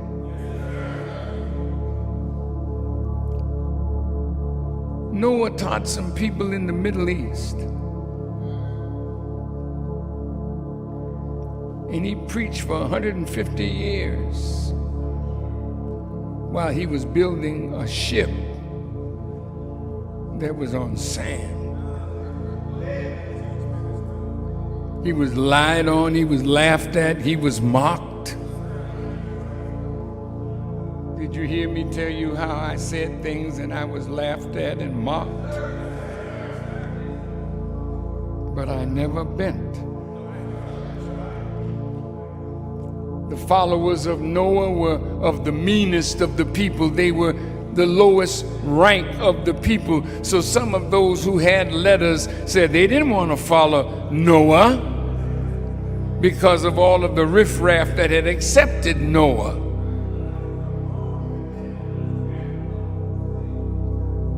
But the Bible said, as it was in the days of Noah, so shall it be at the coming of the Son of Man. Said the people, every imagination of their hearts was continually to do evil. That's the way you are right now. You love a party. And when the end came, the people were partying. They were having a good time when the water came down. Now that just was a little small thing back there. The whole earth was not flooded, just the people. Oh. When we talked to the scholars in Mecca, we told them, man, if Noah came back here, he'd run.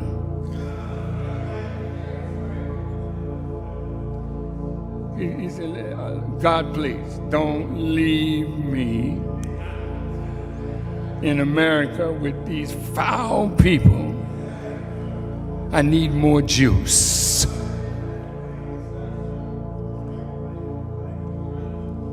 Lot in Sodom and Gomorrah. Look.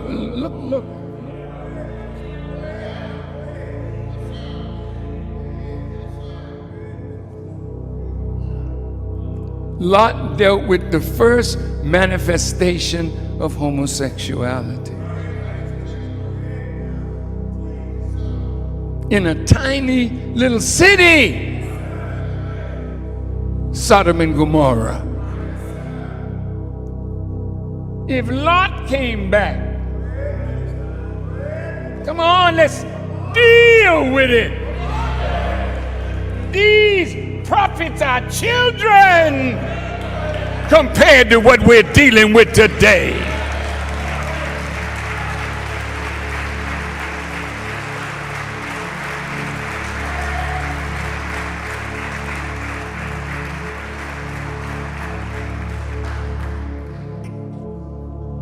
And so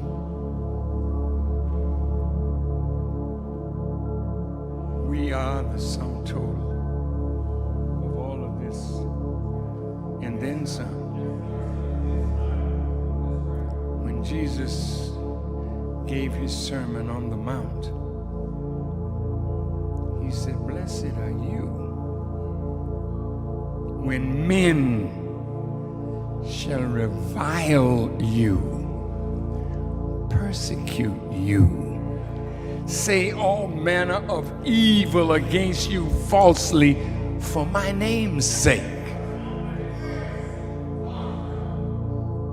Then Jesus said, rejoice and be exceedingly glad, for great is your reward in heaven. So did they, the prophets. You are in a prophetic community. And you can't think now because somebody went in front of you and was evil spoken of it, you're not going to be. The moment you tell your family, I went to the mosque, that's when you're being evil spoken of right from Jump Street. Can you hang? How deep is your love? Moses' work was small. He only led, according to some of the scholars, about 400,000 people. We got that many sick people in a small city in America. Moses spoke to Pharaoh. The Pharaoh of yesterday is nothing compared to the Pharaoh of today. Mr. Trump is the Pharaoh of today. And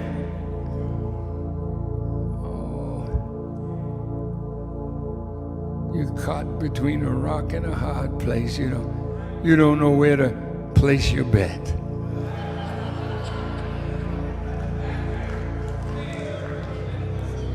We place ours with God. Now, I think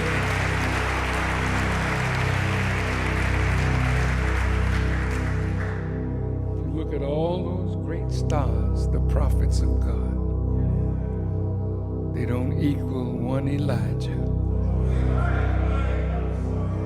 All of them put together. I'm in the family of Elijah Muhammad. He's fathering me and you through me into great wisdom.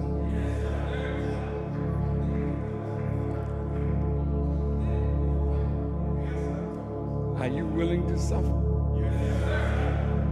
for the establishment of the truth. A lot of those disciples said a lot of stuff. Because you can make your mouth say anything.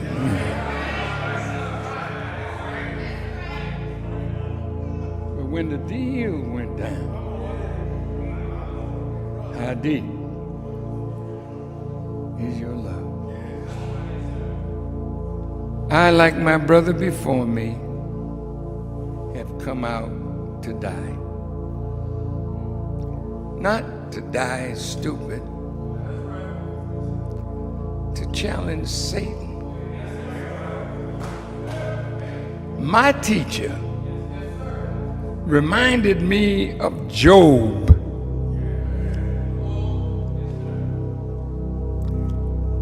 God and Satan were having a talk, man. And Satan told God, when God asked him, hey, whence cometh thou? He said, hey, I've been walking up and down, to and fro in the earth. I did my job. I ate up all your people.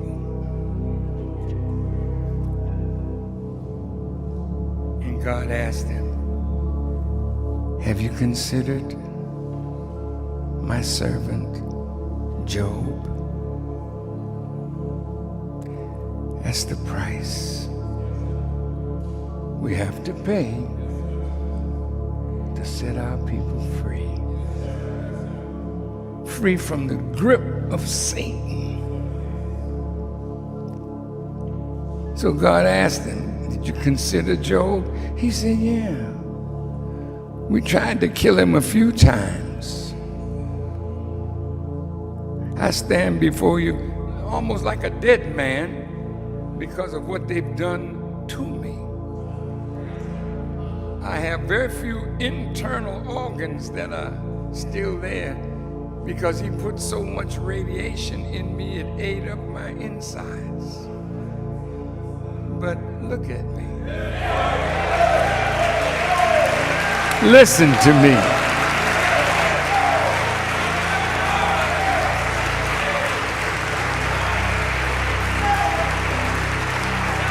I have lived in so much pain that I couldn't sit down like normal people do, because it ate up the rectum, it ate up. Oh, man.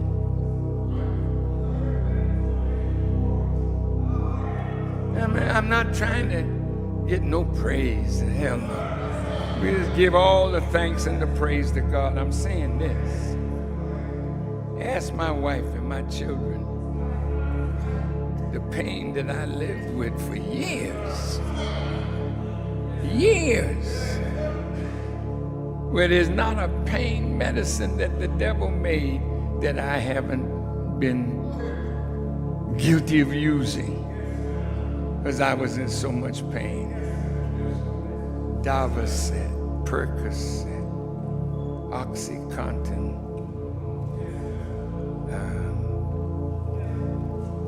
fentanyl, the worst painkillers you can imagine.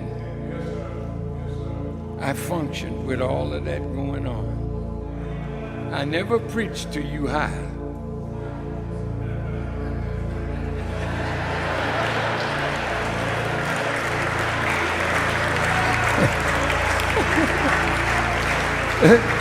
I just preached to you in pain. Never missed a beat. And when the devil looks at me wondering why I'm not dead, it's because God has put a hedge around me. But Satan said to God, if you remove that hedge, I'll make him curse you to your face. So God told Satan,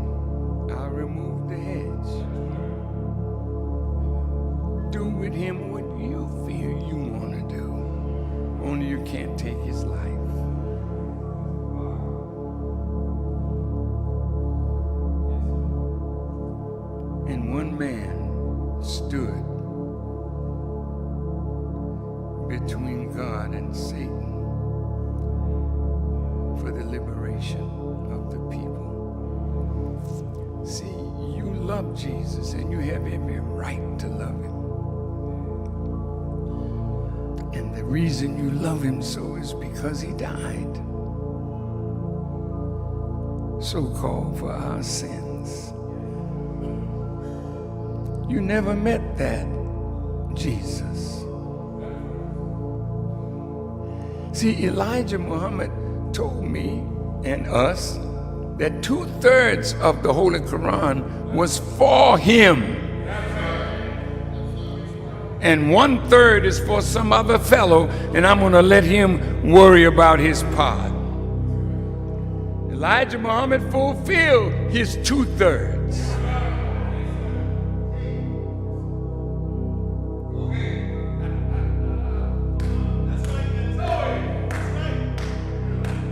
I am willing to fulfill mine.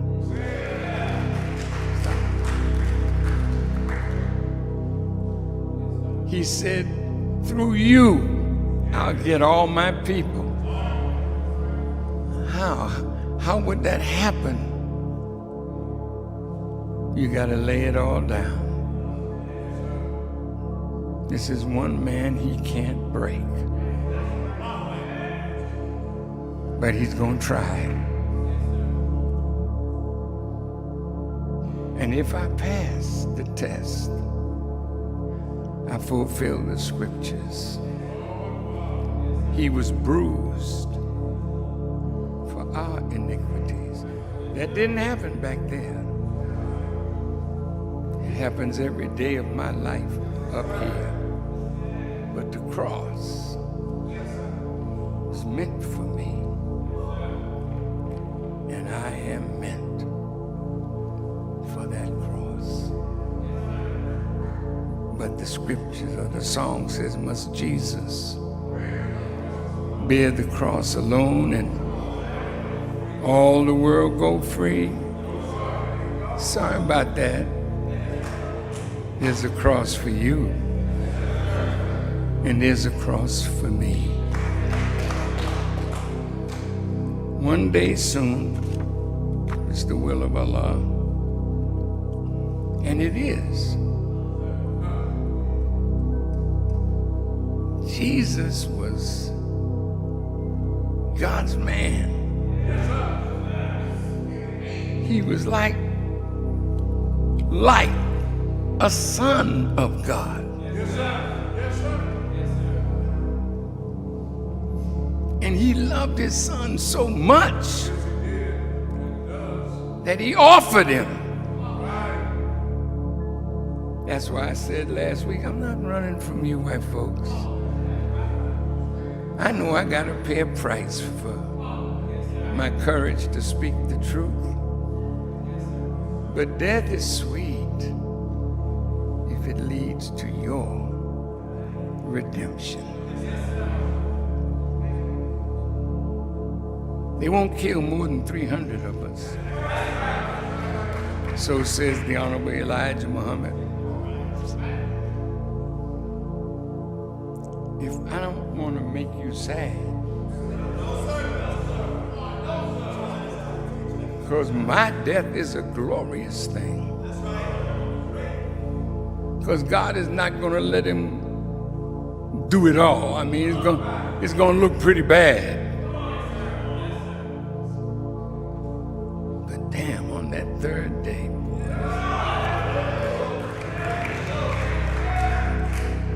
somebody got to live it in front of you so that you can know it's real.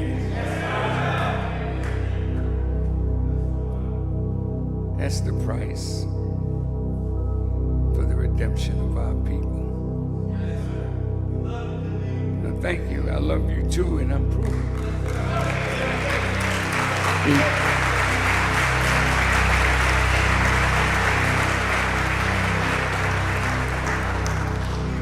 When I used to talk to Michael Jackson, and I would say, Mike, I love you. He said, I love you more. And some of you say that to me. I tell you, stop it. Because you can't love me more than I love you. Because I am the one that is going to pay the price for your redemption.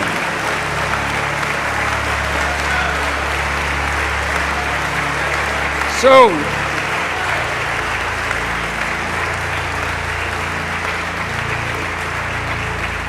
I close, brothers and sisters. I hadn't even recovered from last week. I probably needed another week to just rest. But I wanted to come out and see you.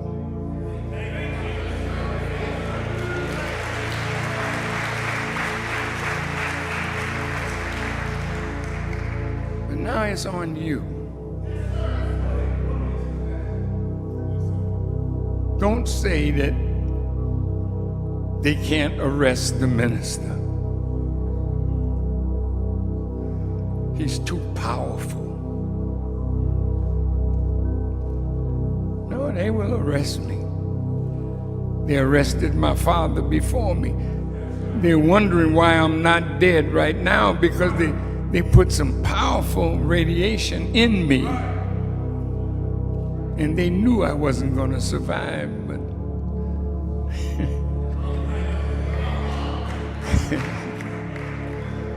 they said, why don't the nigga die?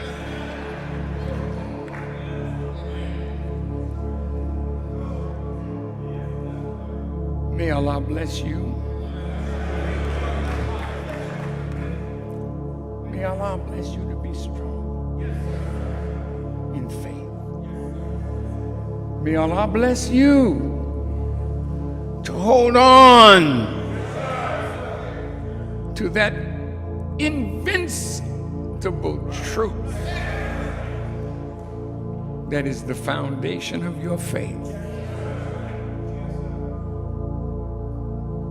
Now the foolish woman will take the yarn that she has spun strongly.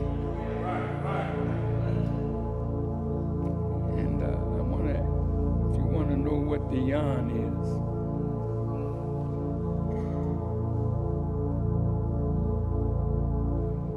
You know, sometimes when you talk a lot, they compare it to yarn. Because most of us spin a trap with our mouths.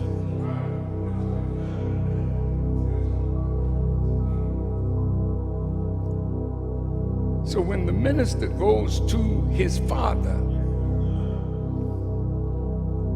you come back and they'll teach you about it. All you got to do is keep breathing, because you're going to see it. You'll remember Elijah Muhammad. He is our great Jesus. He worked with us for 40 years. He escaped death.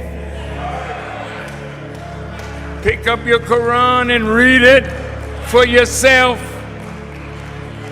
He was made to appear as such. But they did not kill him for certain. So when I went to the wheel and came back with a message, they knew then, when I could expose what they were planning in secret, that somebody told me something.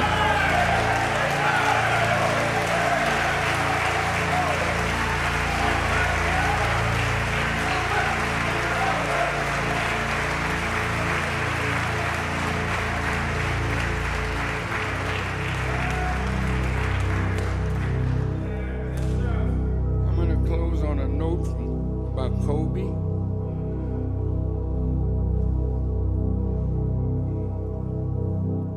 Kobe is a star, and God took him in the way he took him so that we could focus on him. God took Jesus in the way he took Jesus so that the world could focus on him.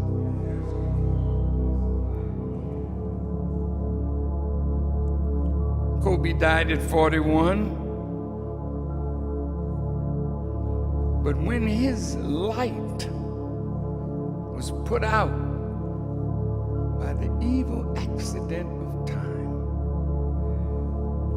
the star died, but the light is still traveling through space and time. When you look at the stars at night, many of those stars have died a long time ago. So many light years away, and the light is still traveling.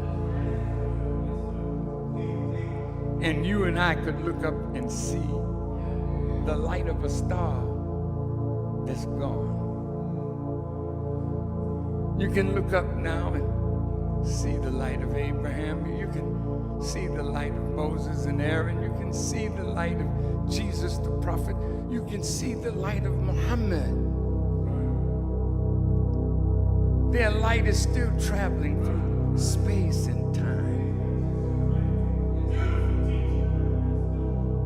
And Kobe's light will go on, touching young people, because God made Kobe and Gianna and the people that died with him. They found a degree of immortality. Some people live and die and you never hear about them anymore. The Muslims in New Zealand, that the white boy went and killed them in the mosque. And those that he killed in the mosque were those who were there early, waiting to say their prayers. And some were on their way to the mosque because they were late. And here's their thinking, I'm so glad I was late today. Yeah, you're late, and when you are the late, who the hell gonna remember you? But those that were in the mosque on time, and they met the enemy and they met death. But whenever that tragedy is mentioned, we got to mention those who lost their lives. God gives life. He takes life. Kobe is more alive now than he was when he was alive.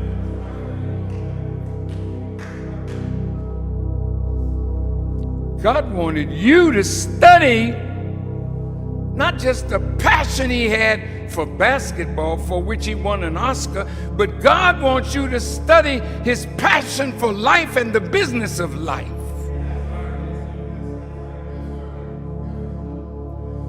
So while you still have your wings and you can jump and play ball. The last time Kobe played, he said, I can't do it. My legs are gone, man. And his wife, Vanessa, put before him all of the great ones that had retired. And when he looked at them, he said, I can do it one more time. And he went out that night and scored 60 points and walked away. I know that this was my last Savior's Day for a while. And I didn't finish, and I guess now so much more to be said. But I came back today to this house, which is our house, to tell you, don't you let yourself be the woman that loses your faith and you pull the yarn of your life and end up as nothing.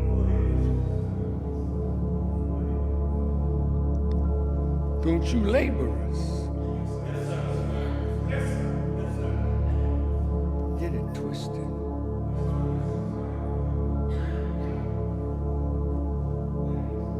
Because you can lose all you think you got if you lose your faith. Satan is tugging now, especially at the council. You think they're going to govern the nation? Don't leave one bit of your faith messed up, because you will unravel.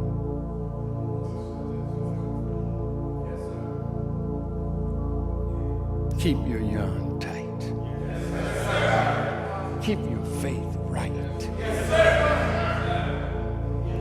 And wherever I am, you'll know I ain't dead. I will die, but not now. I will die, but not now. I got more work to do. I got to go get a book for you. So you stay strong. You stay together. Every black leader that we lost, his closing words were always the unity of all of us is going to protect us as we go through the fire. Thank you for listening. Thank you. Asalaam.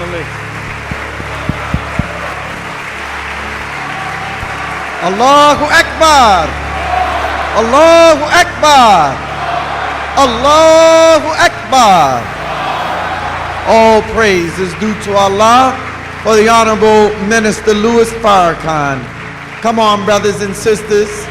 Come on, brothers and sisters. Let us express our deep appreciation, our gratitude, and our love for the Honorable Minister Louis Farrakhan. All praise is due to Allah. All praise is due to Allah. All praise is due to Allah for our beloved brother and minister, the Honorable Minister Louis Farrakhan.